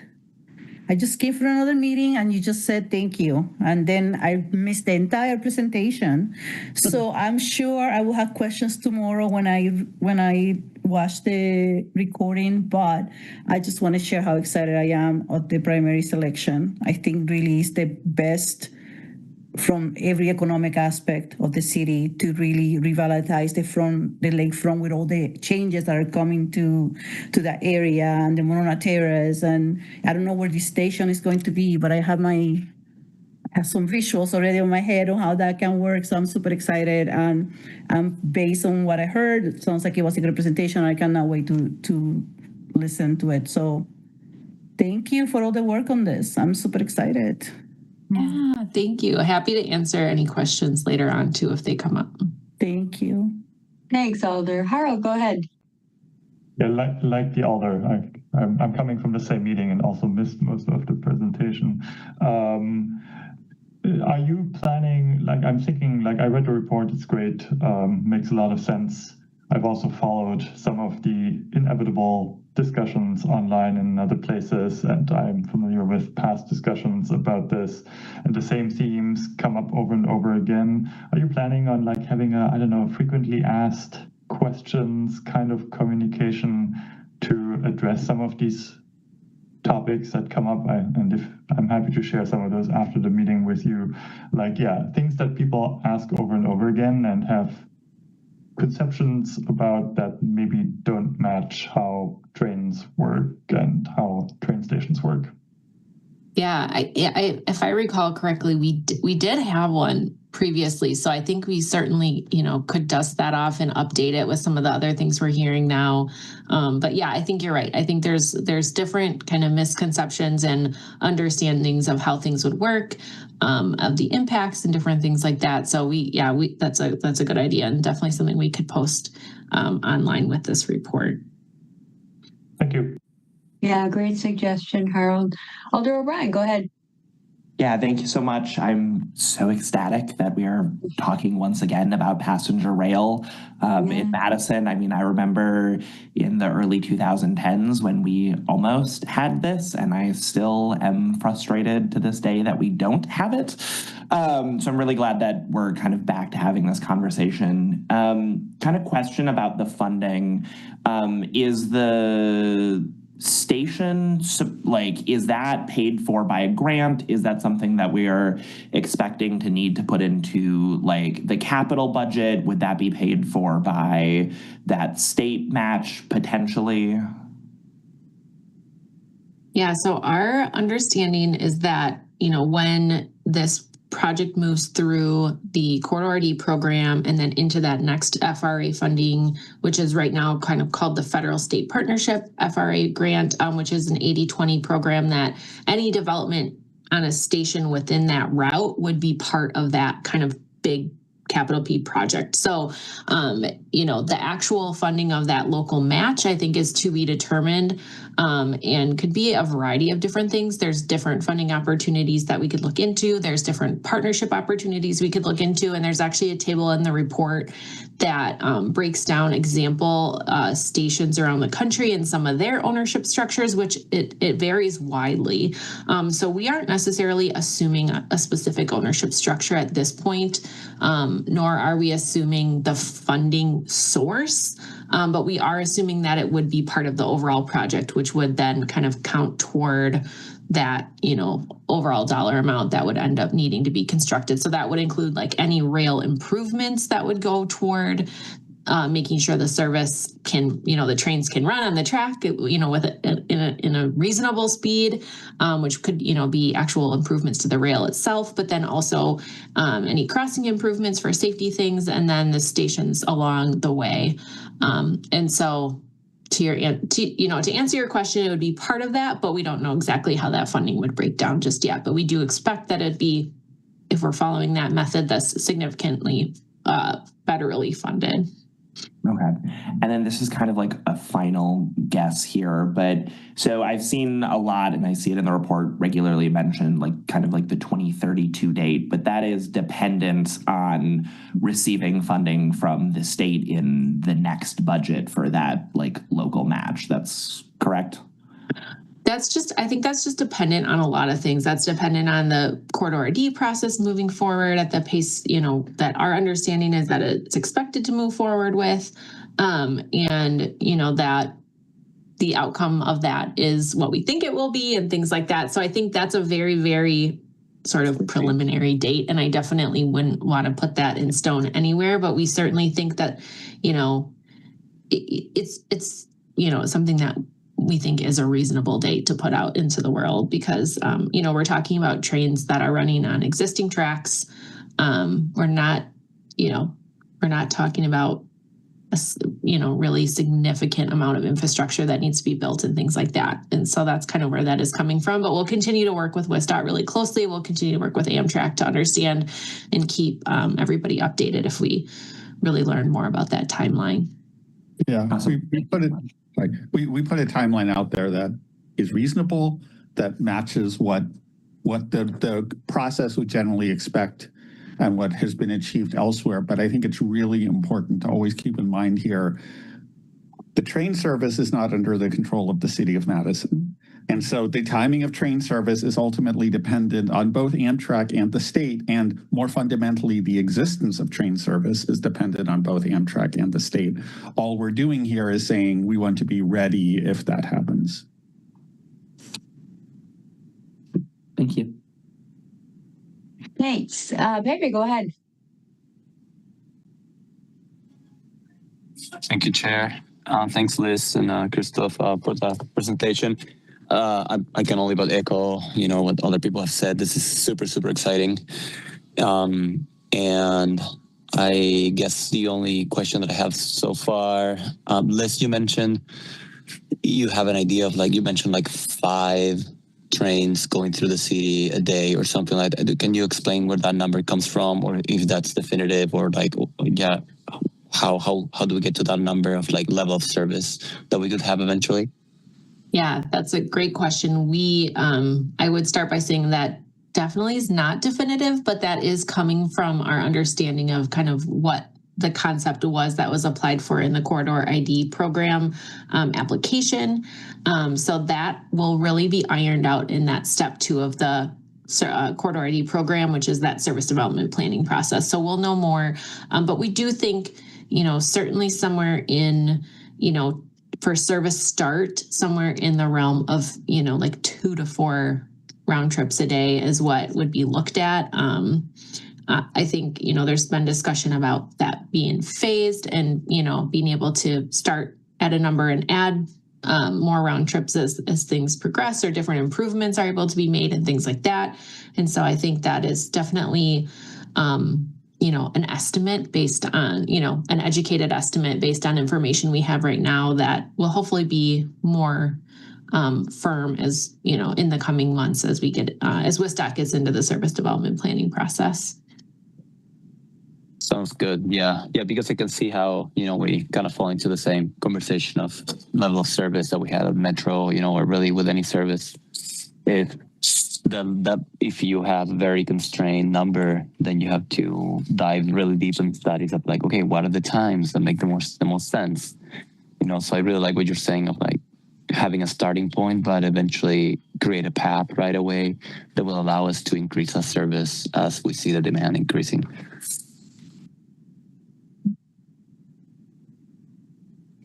Great. Thanks. Is that all you had? Thank you. All right. Thanks. Yes, this is really exciting. And I certainly agree with the Monona Lakefront location because that's just really the heart of where many people will be going. So very, very exciting. Anybody have any other comments or questions? Liz, will this be coming back to us then when the final report is actually adopted? So we, at this point, don't anticipate requesting adoption just because we aren't necessarily identifying a specific location, just based on where the overall effort is. So our, we're kind of anticipating that we will finalize the report. We're incorporating any additional feedback that we get from you all, as well as kind of the key stakeholder group. We'll post that on the website. And then I think down the road when we are ready to narrow down to a very specific location, and as we go throughout this process, we can definitely, we'll provide updates to you, but then I think at some point there will probably be a process for an adoption, but we're just not there yet. Sure. So perhaps once the report is finalized, maybe you could just send a link to Aiden and ask him to just distribute it so everybody can see the actual final report. All right. That's great. Anybody have any last comments? Excellent job. Long process. Really a lot of work has gone into it and very exciting for Madison. Very exciting. I can't wait to be able to take the train. So hopefully. All right. Thanks so much. Okay, next we move on to update on curb management. Liz, I know you're involved in that. Are you doing that? Is Trent doing that? Or who's going to do the... Yeah, Trent and I are actually going to co-present, but Trent is going to kick us off. So Trent, do you want to be there you go. He's on. Right. Awesome. Hello, everyone. I am Trent Schultz, the Transportation Demand Management Coordinator within the Parking Division, here today to provide an update on our curb management efforts, specifically our curb management framework. We last came to you all in July to provide an overview of what curb management is, and today want to detail where we're at with the curb management framework. It's at the finalized stage, and then we'll detail the next steps in our effort. And Liz will speak later in the presentation about those next steps.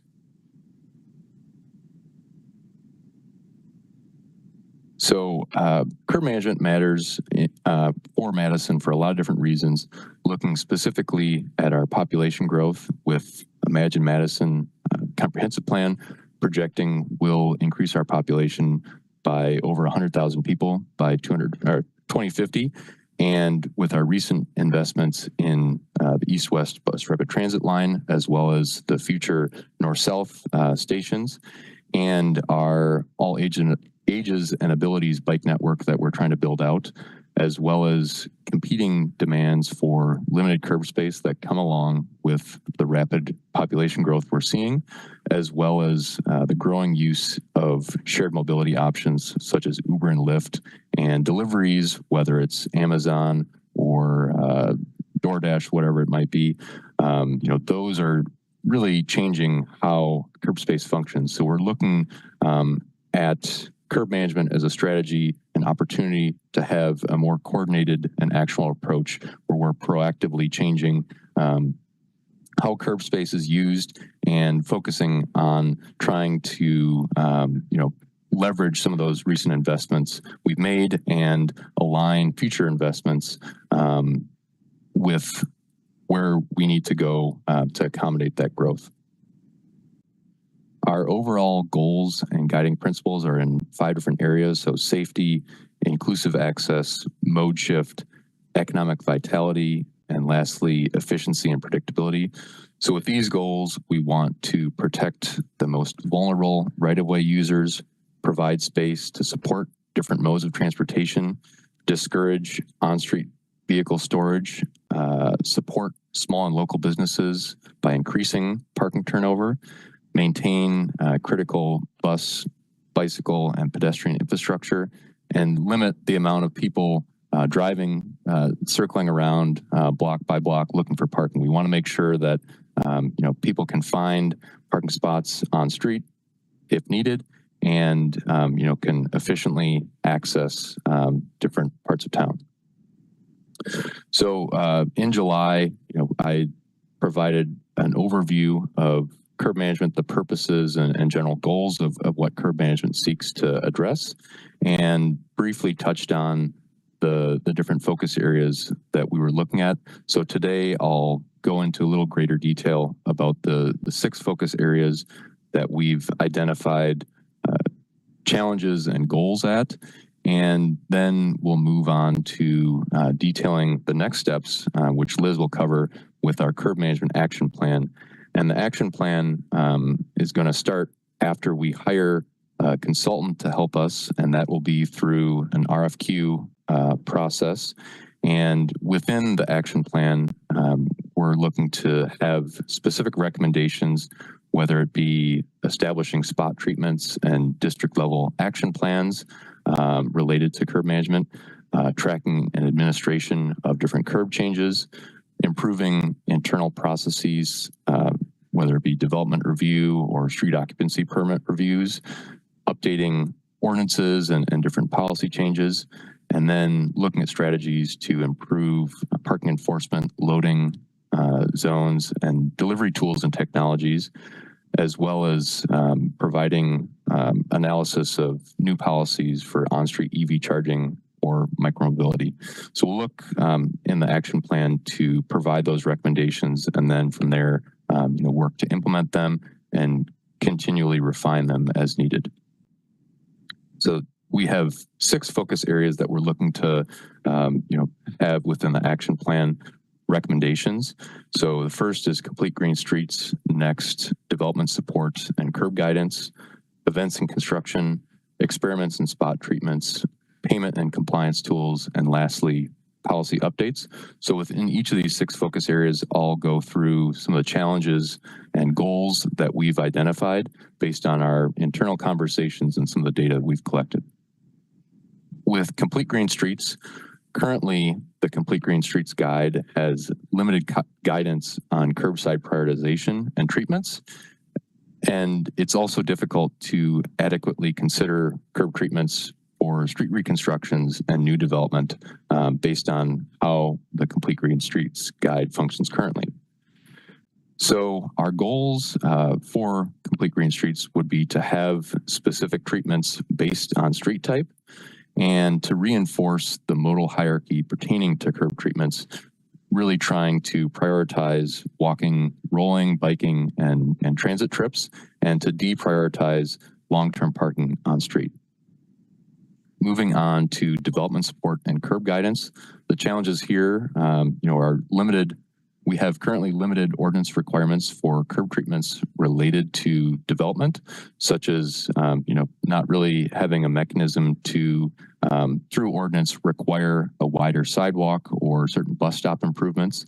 We also, have a challenge at addressing changing curb demands coming from infill development, where sometimes it's difficult to get ahead of potential curb impacts for certain development projects.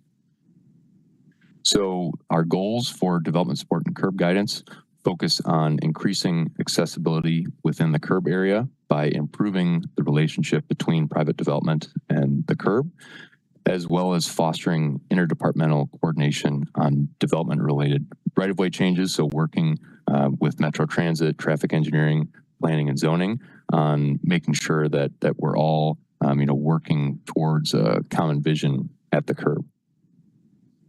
Moving on to events and construction. The challenges here, as you can see in the photo, there is a disproportionate impact on the most vulnerable right-of-way users related to events and construction. In this photo, someone is walking on Johnson Street in between 2 lanes of traffic and some pretty heavy construction vehicles.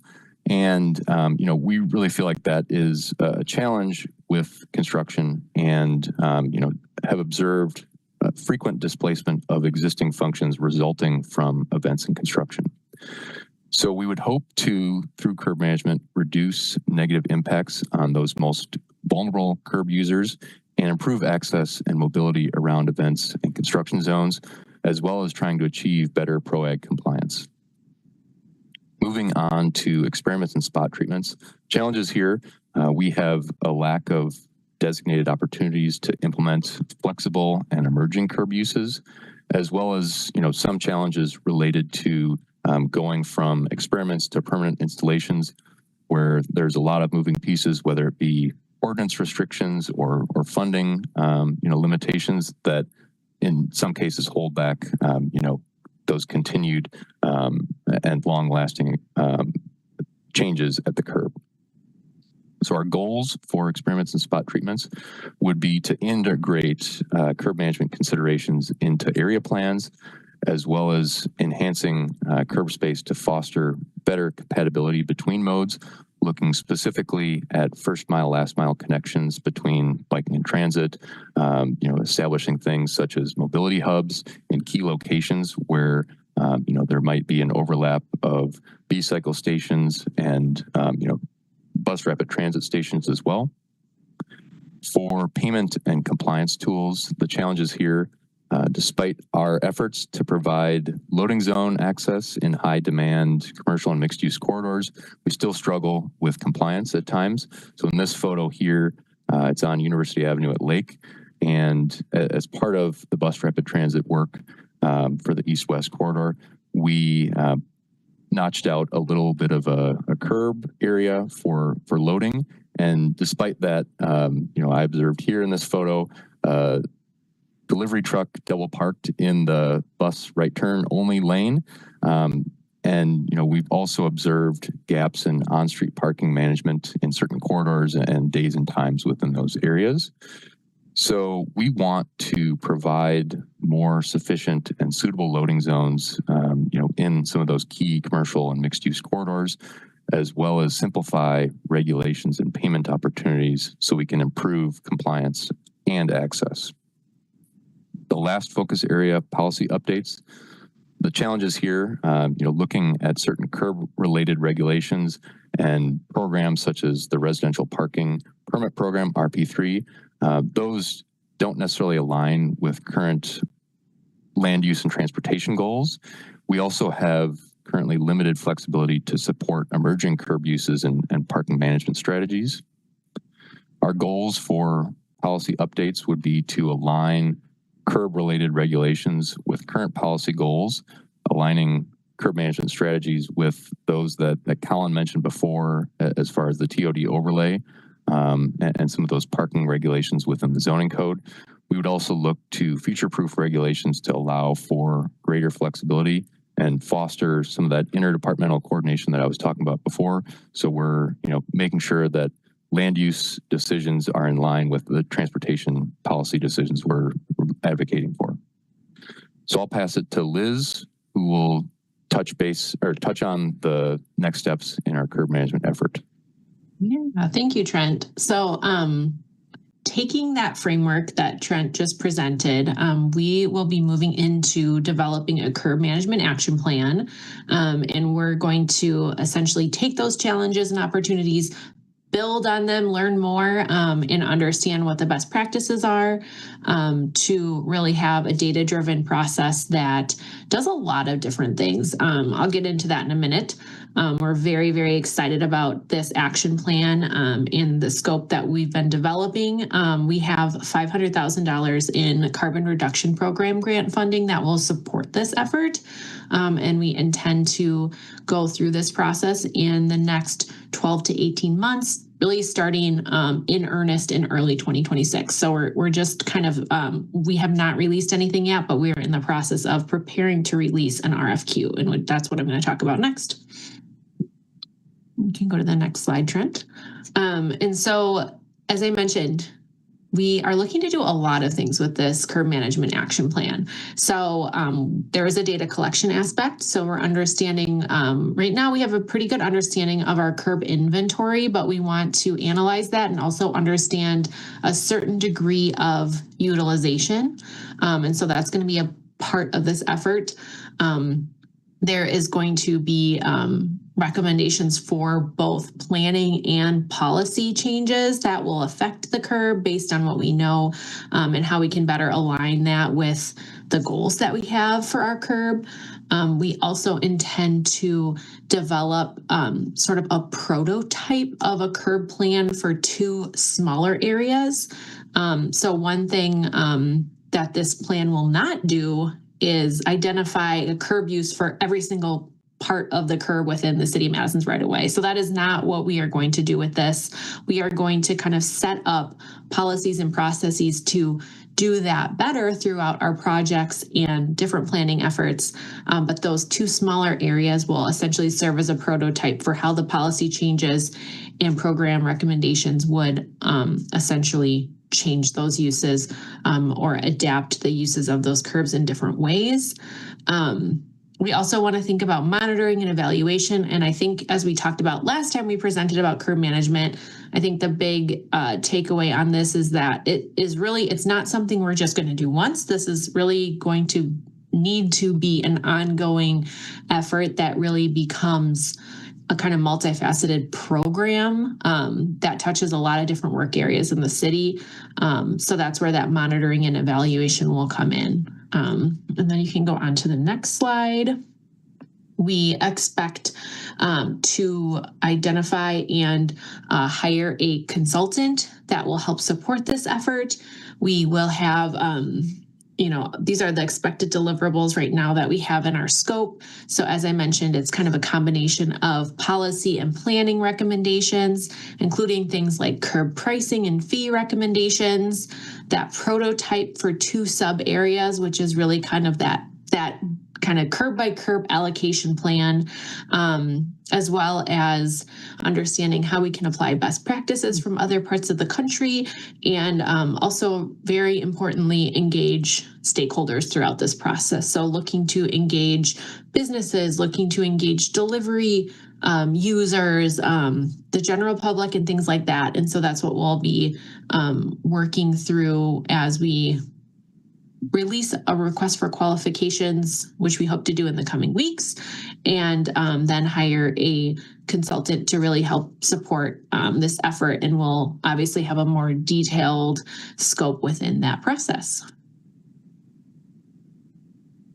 So the timeline that we're working with, as we just presented, as Trent just presented, we're kind of in that process of finalizing the curb management framework. So one thing we're looking to you all tonight is any feedback on that, because that is also in a draft form. We're also working with our internal advisory group, which has representatives from many different departments that we've been working on to identify those challenges and opportunities to finalize that. And then in early 2026, hiring a consultant to support this action plan. And then, as I mentioned, just ongoing implementation that will occur both during the action plan, because we expect that there will be some things we can start doing sooner rather than later. We don't intend to wait until the action plan is finished before we implement anything, but then also ongoing implementation after that plan is completed. And I think that's everything we have. And then, of course, looking forward to any questions and comments. Thank you so much, Trent and Liz. And do we have anybody registered to speak on this item? No, we do not.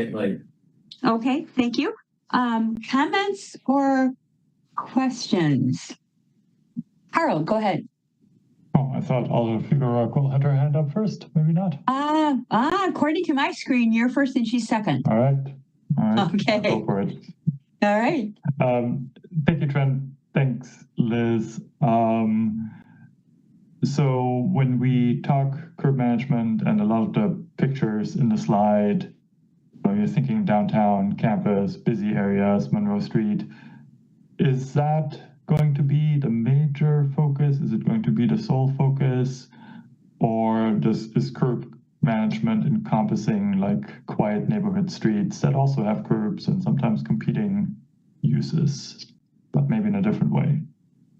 Yeah, so we do intend to look at some of those quieter streets as well as part of this process, and particularly kind of the residential parking discussion as part of this effort. So we know there's a lot of different discussions happening on that, and that will be part of this effort. So actually, we envision, at least if we end up doing 2 prototypes as part of our action plan, we envision one of those being like more of a commercial district, and then the other one being a lower demand, for general kind of, short-term parking, but understanding how are we utilizing our right-of-way for that longer-term parking, what do we have in place that's working, and what can we do to improve how that is being used. So we do intend it to be citywide, although as I mentioned, we aren't going curb by curb, but we're going to probably be looking at some of those lower demand areas from more of a policy perspective,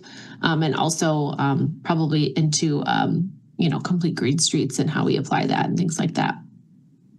Okay, yeah, that makes a lot of sense. I mean, I think there's like really the spectrum of like concerns of, yeah, that makes sense. And then, so after I read the presentation before the meeting, and so it was very helpful to hear you talk about it, because one of the questions I had, I read action plan, and action plan to me, similar to like the Vision Zero action plan, like, hey, we have a goal, we know what we want, and now we're implementing it. But I think the way I understand it, it's the action plan is sorting out a lot of the details, which does involve some pretty fundamental questions of like, well, how do we prioritize certain curb uses? How does that differ? How do different stakeholders consider that? And then what I maybe thought of as the action plan is really the implementation phase. Is that kind of right? Yes, that is right. I don't know, Stephanie, did you want to speak to that, or did you? Yeah, Stephanie has her hand up. So what she has to say? I just wanted to, what you had mentioned earlier about it being citywide. So the other thing to know about this, we're looking at anything that touches the curb. So citywide, I just want to point out, we'll also be looking at citywide policies. So, we're currently working on a plan for winter parking regulations. We're going to be looking at current ordinances that relate to parking and vehicle storage, what vehicles can do on the street. So all of that will also be wrapped into this. So there will be some things that will impact the entire city, and then there will be, for certain pockets of the city or neighborhoods, there will be other changes made. So there's so much that falls into curb management. But yeah, we're not going to redo every space on the street in the entire city, but there will be some parts of it that will affect, just parking in general in the city.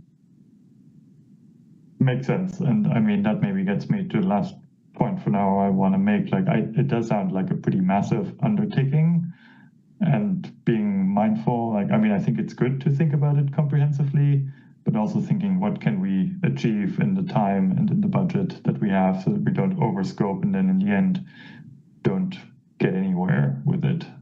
I do have some concerns about that. All right, thank you.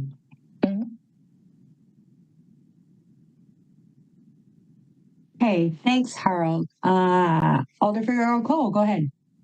Well, Stephanie and Liz answered my questions already. I think they knew that exactly what I was going to ask. How does this get incorporated with the parking situation, especially seeing the recent headlines about changes to the winter policy? So I'm not going to ask the question because you already answered that. But going back to Harold's point about the scope of the project, like it would be nice to see, like I mean, you guys planning on breaking it up into phases that are specific to some of these topics? I mean, I'm looking at Christoph's background, which stresses me out with all those signs and all that stuff. Like how do you incorporate all that kind of communication? I mean, hopefully we're not going to get new signs that are as complicated as the one that we have today, but how are you planning on making this, like in ways that are easier to digest, I should say, and then that we can see goals already being, accomplished as we go along, and not just like have this like gigantic project and just hope for the best. Like, how is that going to work out? Yeah, I do think there will be some easier changes that we can make during the process. The residential permit parking program is one area that we know needs to be reviewed. It is a rather outdated ordinance at this point, and we have several of those. So part of this is reviewing our ordinances, which would also then, impact the signage, and really trying to clean up some of the verbiage on our signage to make it easier for people to understand, and maybe have, we want to create space that can be used in multiple different ways. So it's not just for one particular thing, but we do know that there is a lot of signage out there right now. Some of our restrictions are, confusing at times. So trying to clean that up. The good part is the consultants will have worked with other cities. We're looking for a consultant that has experience doing this. So we can see what other cities are doing, changes they've made, and, really get that information from the consultant on what they believe would work here for us. So I hope that answers your question. Yes, the goal is to try to make it better, easier for people to understand, help people understand where they can and can't park, and looking at our restrictions and determining, what needs to be adjusted. I mean, I envision something like complete green streets where you had the different types of streets, so the same kind of analysis based on density and street usage specifically for parking. So yes, I'm looking forward to see how far this goes. And thank you, Alder Martinez, for double PTDS me. Not that I gotten any parking tickets lately, I'm not going to confess to that. But yes. Great wallpaper, yeah. Thank you. Thank you, guys. I would also can I really quickly just add to that? I think part of why we're doing a request for qualifications is to kind of help us understand different options for approaching this. So we're not trying to overly prescribe it ahead of time because we have a lot to learn, I think. But we do kind of know our goals. I think our goals and our challenges and opportunities are pretty clear, but we know that there's different ways in solving it. And so I think that's what we're hoping we can come here are different ways and different approaches that we might think about it with people who have experience doing this in other cities. I mean, one more thing, I'm sorry. Another thing that I don't know if you guys are going to look into it, but that there's things that are like policy driven, like you mentioned, but I have a couple instances on my own district where a sign went up because like one thing that happened this one time and then just generates all these calls for service over years and years and years. And it would be also very nice to have a better, robust policy on what are the guidelines when a sign is posted, be safety first versus the things that I have seen on my own district, right? Like it would be great to have that level of outcome. And then I shut up now. Thank you. Oh, no. Any questions you have, Alder, you're welcome to ask. Thank you. Alder Okovich, go ahead. Thank you, Chair. On the policy updates focus area, it might be a little early, but do you foresee that being like changes to the zoning code or something more similar to a complete green streets guide, or even updating the complete green streets guide with curb use information? Actually, we're looking at all of the things you said.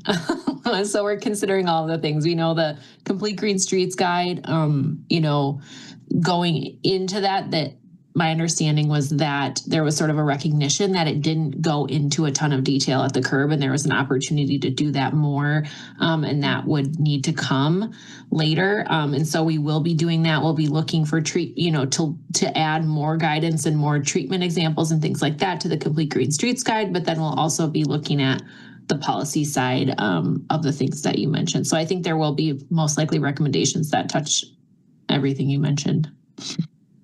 And I guess on that note, is anything that, again, might be too early, is anything that you're thinking of going to require a comprehensive plan update, or should it require a comprehensive plan update? Not specifically that I don't think we've discussed, but one thing we are thinking about is if and how this curb management recommendations or uses will feed into area planning processes.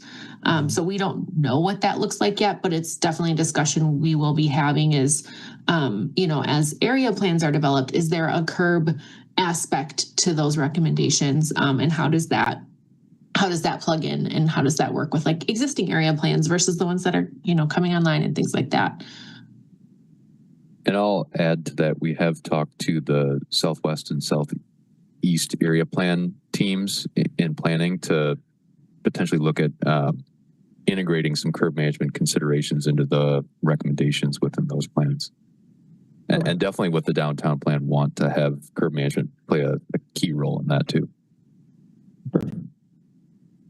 All right, thank you. I also just want to call out, shout out Director Spieler for changing his background to match the topic. And Alder Martinez Rutherford too. Great. That's awesome. Thanks, Alder. Robbie, go ahead. Thank you. First of all, thank you to all the staff who worked on this presentation and gave us an update, because you answered a lot of my questions in your presentation. And I think this is, a really great, I think it's a topic we really need to take on. But I think you've addressed most of the things that I was going to mention. I think you asked what else should we consider? And I'll just sort of throw a couple of things in there. And you can either comment or not as you see fit. One of them is in our downtown and more crowded areas where I think we're really struggling with competing uses for the curb, including things like deliveries and vehicles parking and loading and unloading illegally. I don't know if there's a way that we can discourage larger vehicles from being used, because I think that if we had smaller vehicles doing these deliveries, it might be easier for them to use the existing loading zones. So that's one thing. And included in that maybe is, I know most of the new buildings have designated loading and parking areas, but it seems that a lot of times those are not being used. So I realize that gig workers, time is money and they don't want to pull in and pull back out.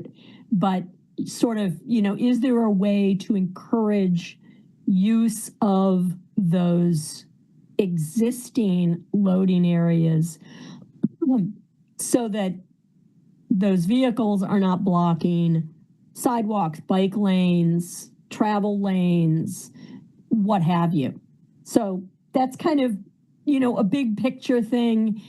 I don't know if there's legally a way to encourage smaller vehicles, encourage use of existing designated loading, off-street loading areas and driveways.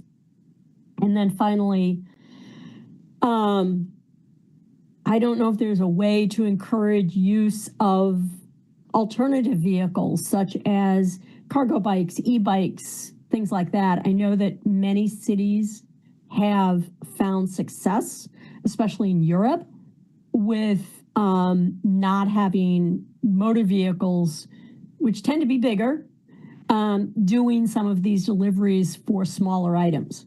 So, again, we may not have any leverage here, but if we do, maybe that's something we can look at. And finally, I'm not sure what our levers are for enforcement of illegal parking, delivery, loading, unloading, blocking various other uses like bus lanes, travel lanes, bike lanes, sidewalks. I don't know what our levers are there, but that's maybe something we need to look at.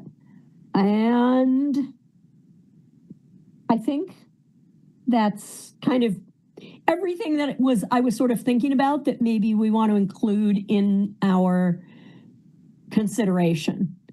So I think you guys are totally on track, and I'm just hoping some of those issues can be included or addressed.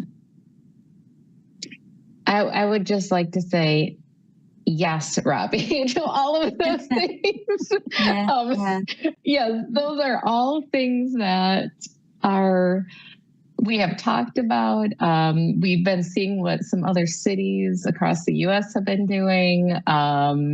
We've thrown out some really crazy ideas about what if.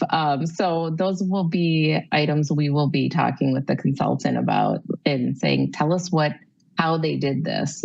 How did they? I do know there are cities that have moved to, smaller vehicles, EV delivery, and how they got there. So we'll be diving into a lot of that as well. Okay. I mean, sometimes I see a semi parked in, quote, a loading zone or parked not in a loading zone. And I notice what they're unloading. And I'm thinking, you don't really need a semi to deliver this. Yeah. So anyway, enough said. Yeah. All right. Thanks, Robbie. Great feedback. Carl, go ahead.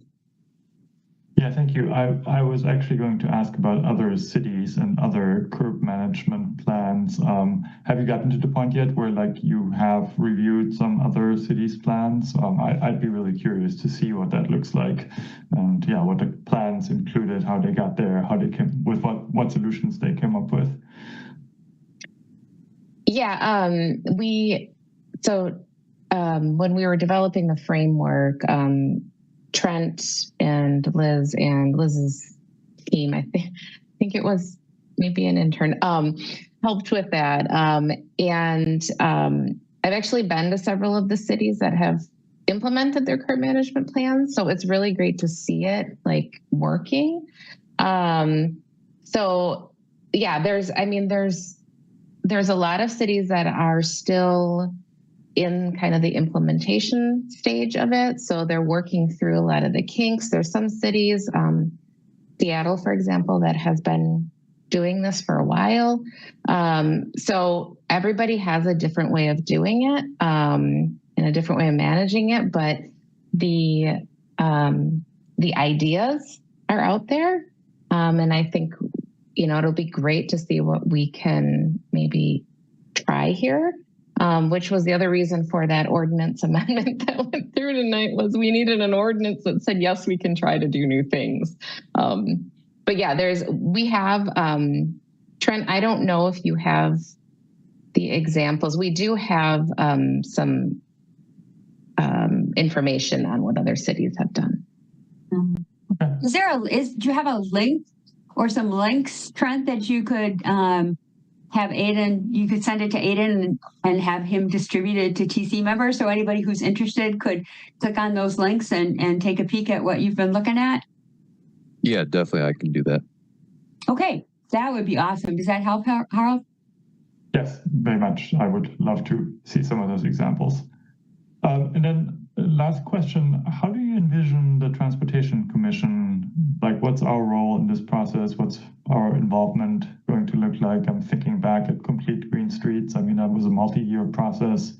Back then, we still had the Transportation Policy and Planning Board. I remember them having many, many meetings about this, spending a lot of time on it to have some of these difficult discussions on, like, yeah, what are our values? How do we prioritize things? And in this case, I mean, I think it's even wider than just the Transportation Commission. So I don't know, have you thought about that yet? I think I would say we're still developing exactly what that would look like, but I would anticipate we would certainly be coming to this group as we develop draft recommendations for feedback. We also anticipate having internal and external advisory committees to help guide the process. So it certainly could be appropriate for members of this committee to be part of that. And then, as was referenced previously, with having some kind of interim things happening, with maybe having some policy updates, and obviously you all would be a part of that discussion as well. So yeah, I think we're open to your suggestions for that question. And we're happy to kind of engage you as much as you're interested in being a part of the discussion. Yeah, and I think one of the things, sorry. Go ahead. One of the things we're really aware of is you are actually going to be one of the users of this outcome, because you are the group that often gets those decision points of what we are doing with the curb. So I think we also really need to engage you in that to make sure that, just like Complete Green Streets has been a policy document that is routinely used by this commission, this will be another one of those documents. So I think that's another part of the engagement. And frankly, if I look at cities that have succeeded at this and cities that haven't, the difference is often actually the political leadership. It is do we have full buy-in from elected officials on this, and do we have a willingness to try new things? And I do think one of the great things about the curb is we can experiment, and if something turned out not to be a good idea, it is much easier to reverse than a lot of other kinds of transportation policies. But if we want to make things better, we have to have that willingness to try new things. And so I think a lot of what we'll be looking to this group for is basically establishing what level of willingness there is to change things along the curb. Mm-hmm.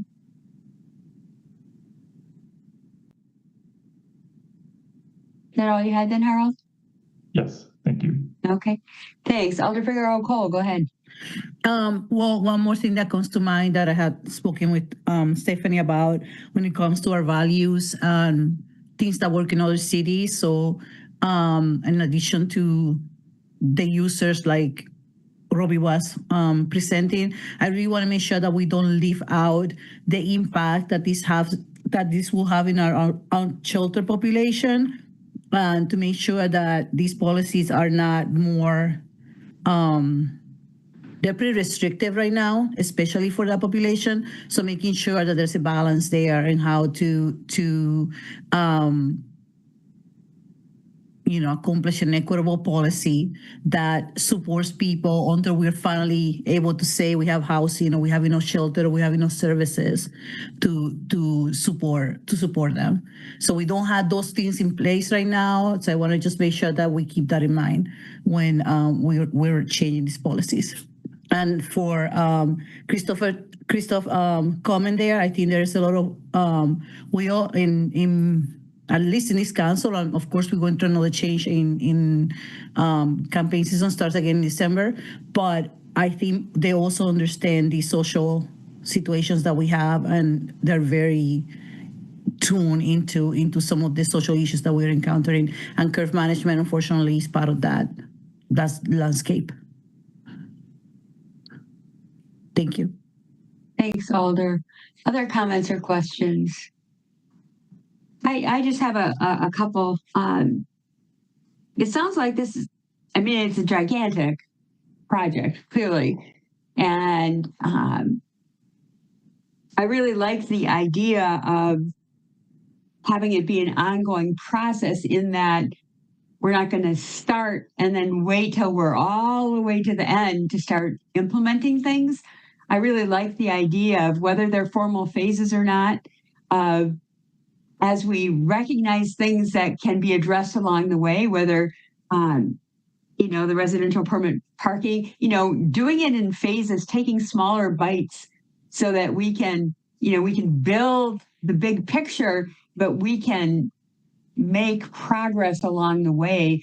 And Harold, maybe if we do it in little steps like that, it'll be different from Complete Green Streets, because there, I think we pretty much waited till the very end to implement it. And this process could be different, in that we could do things along the way, but still also end up with an overall curb management plan or program, or whatever we decide to call it at end. But that just seems like it would be a really satisfying way to get things accomplished, and have those small bites. So I really like that process. And Trent, you said something that just really hit me: deprioritizing long-term on-street parking. We have so many conversations at the Transportation Commission all the time, where we're trying to put in sidewalks, we're trying to put in buffered bike lanes, and there's always pushback, but we don't want to give up our on-street parking. And, Complete Green Streets makes it really clear that parking is at the very bottom of the modal hierarchy. But, curb management has another opportunity to address that from a citywide policy standpoint, in terms of where parking lies, in terms of long-term on-street parking. So I'm not saying I'm opposed to it. I'm just saying that we have prioritizing, and this is something that I think is really important, because this is something, Christoph, that you said we use things like this all the time in our decision-making process. So go ahead, Christoph. Yeah, and I think one of the things I'd really like to get at in this too is we tend to use the word parking for a lot of things. And there is a real difference between a car sitting for 8 hours and a car that's there for 5 minutes. There's a real difference between that and a UPS truck that's making an essential delivery. So I think this can actually help us make decisions that are at a more granular level than simply having this giant category called parking. And I think that will also be really helpful, because when people say parking, they often mean a wide range of different things. Yeah, great point. And maybe that will help, because right now you're right. The modal hierarchy, it says parking down at the bottom. So, and parking does cover a lot of things. So anyway, that's just something that comes up a lot in front of the Transportation Commission, where we don't always have clarity on it. So other comments or questions? Thank you all so much. There's a lot of great work that has gone into this already. Everybody's very interested in this process. So as much as you need to come back to the Transportation Commission, I would encourage you to do that, even if it's in smaller bites. We're happy to do that. So other comments or questions? All right, thanks so much. A lot of great work has gone into this. So, and looking forward to hearing more about it. All right, we're on to item 8, which is our crossover reports from other boards, committees, and commissions that you're involved in? Anybody have anything to report tonight? Harold. Well, I'm fresh from the Board of Public Works meeting. The Pontiac Trail reconstruction project came up. There was a lot of discussions. Do we need sidewalks? Maybe one sidewalk enough? What about tree impacts? The commission or the board approved the option with sidewalks on both sides. I mean, not that that was their call to make anyway, but yes, the project was approved with an extension of the assessment period to 15 years to account for financial hardships. Okay, That's all I have.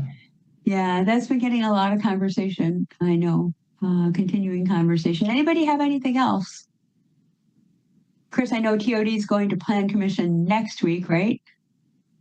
So more to follow on that, I think. Next Monday? No? I think it's December 1st. Okay. Oh, 2 Mondays. Sorry. All right. Soon. Coming to Plan Commission soon. Too many meetings. Anybody have anything else to report? Okay. I do not have any announcements tonight. In terms of future agenda items, we have crossing guard policy. We spent a lot of time talking about it. So that should be coming to us at the December 3rd meeting. Updates on the Southwest Area Plan and the Southeast Area Plan are scheduled for December 3rd. We're hoping to have a presentation on education outreach regarding right on red compliance and safety reasons for no right on red at certain intersections. And we may have some, and it's likely we'll have some follow-up conversations about that as well. Annual crash fact report. And then we have a couple reminders that we need to do on an annual basis. At least that's where we're at right now for the December 3rd meeting. Anybody have anything else? We've made quite a bit of progress on the list of topics that have been recommended by TC members, and we will certainly continue to work on that. Does anybody have anything else they would like to add as a future agenda item? Harold? Maybe more of a question. I know we had talked about having a social gathering for the commission at some point. It's always very challenging to organize and everybody's busy, so I fully understand if we don't get to it. But yeah, we talked, it's on the list as an in-person TC gathering involving a transportation related tour or field trip. And I started working on it, and frankly, I just had too much going on, and my brother passed away, and some other things happened that just took up a lot of time. So, and I will admit that last time we tried to find a date, it was monumentally difficult to do that. So, but I think it is important. And now that we have Jamie Acton involved, and at Metro, we have a new general manager. We have some other reasons, and Christoph's here. We have some other reasons to get together physically. So it's on the radar, and we'll keep looking at it. Last time we did it in December. Clearly, there's obviously not enough time to do that. So maybe we'll look toward the beginning of next year and see what we can put together. So. Thank you very much, and yeah, I appreciate the effort that it takes. And yeah. So it's still on the radar, but you're right. It does take quite a bit of effort. Anybody have any other topics? And it is still on the radar. So, anybody have anything else? Again, great discussions tonight. A lot of wonderful topics and suggestions and questions. Alder Martinez Rutherford, I loved your little background that you put on there. It was awesome. Christoph, you too. I'm too busy chairing the meeting to think about doing stuff like that, but that was great. Anybody have anything else this evening? Otherwise, we need a motion to adjourn. Harold. So moved. Seconded. Okay, Alder Martinez Rutherford seconded. All right, I'm going to assume unanimous consent vote. And thanks again, everybody. Great to see you. And thanks again for all your input. Take care.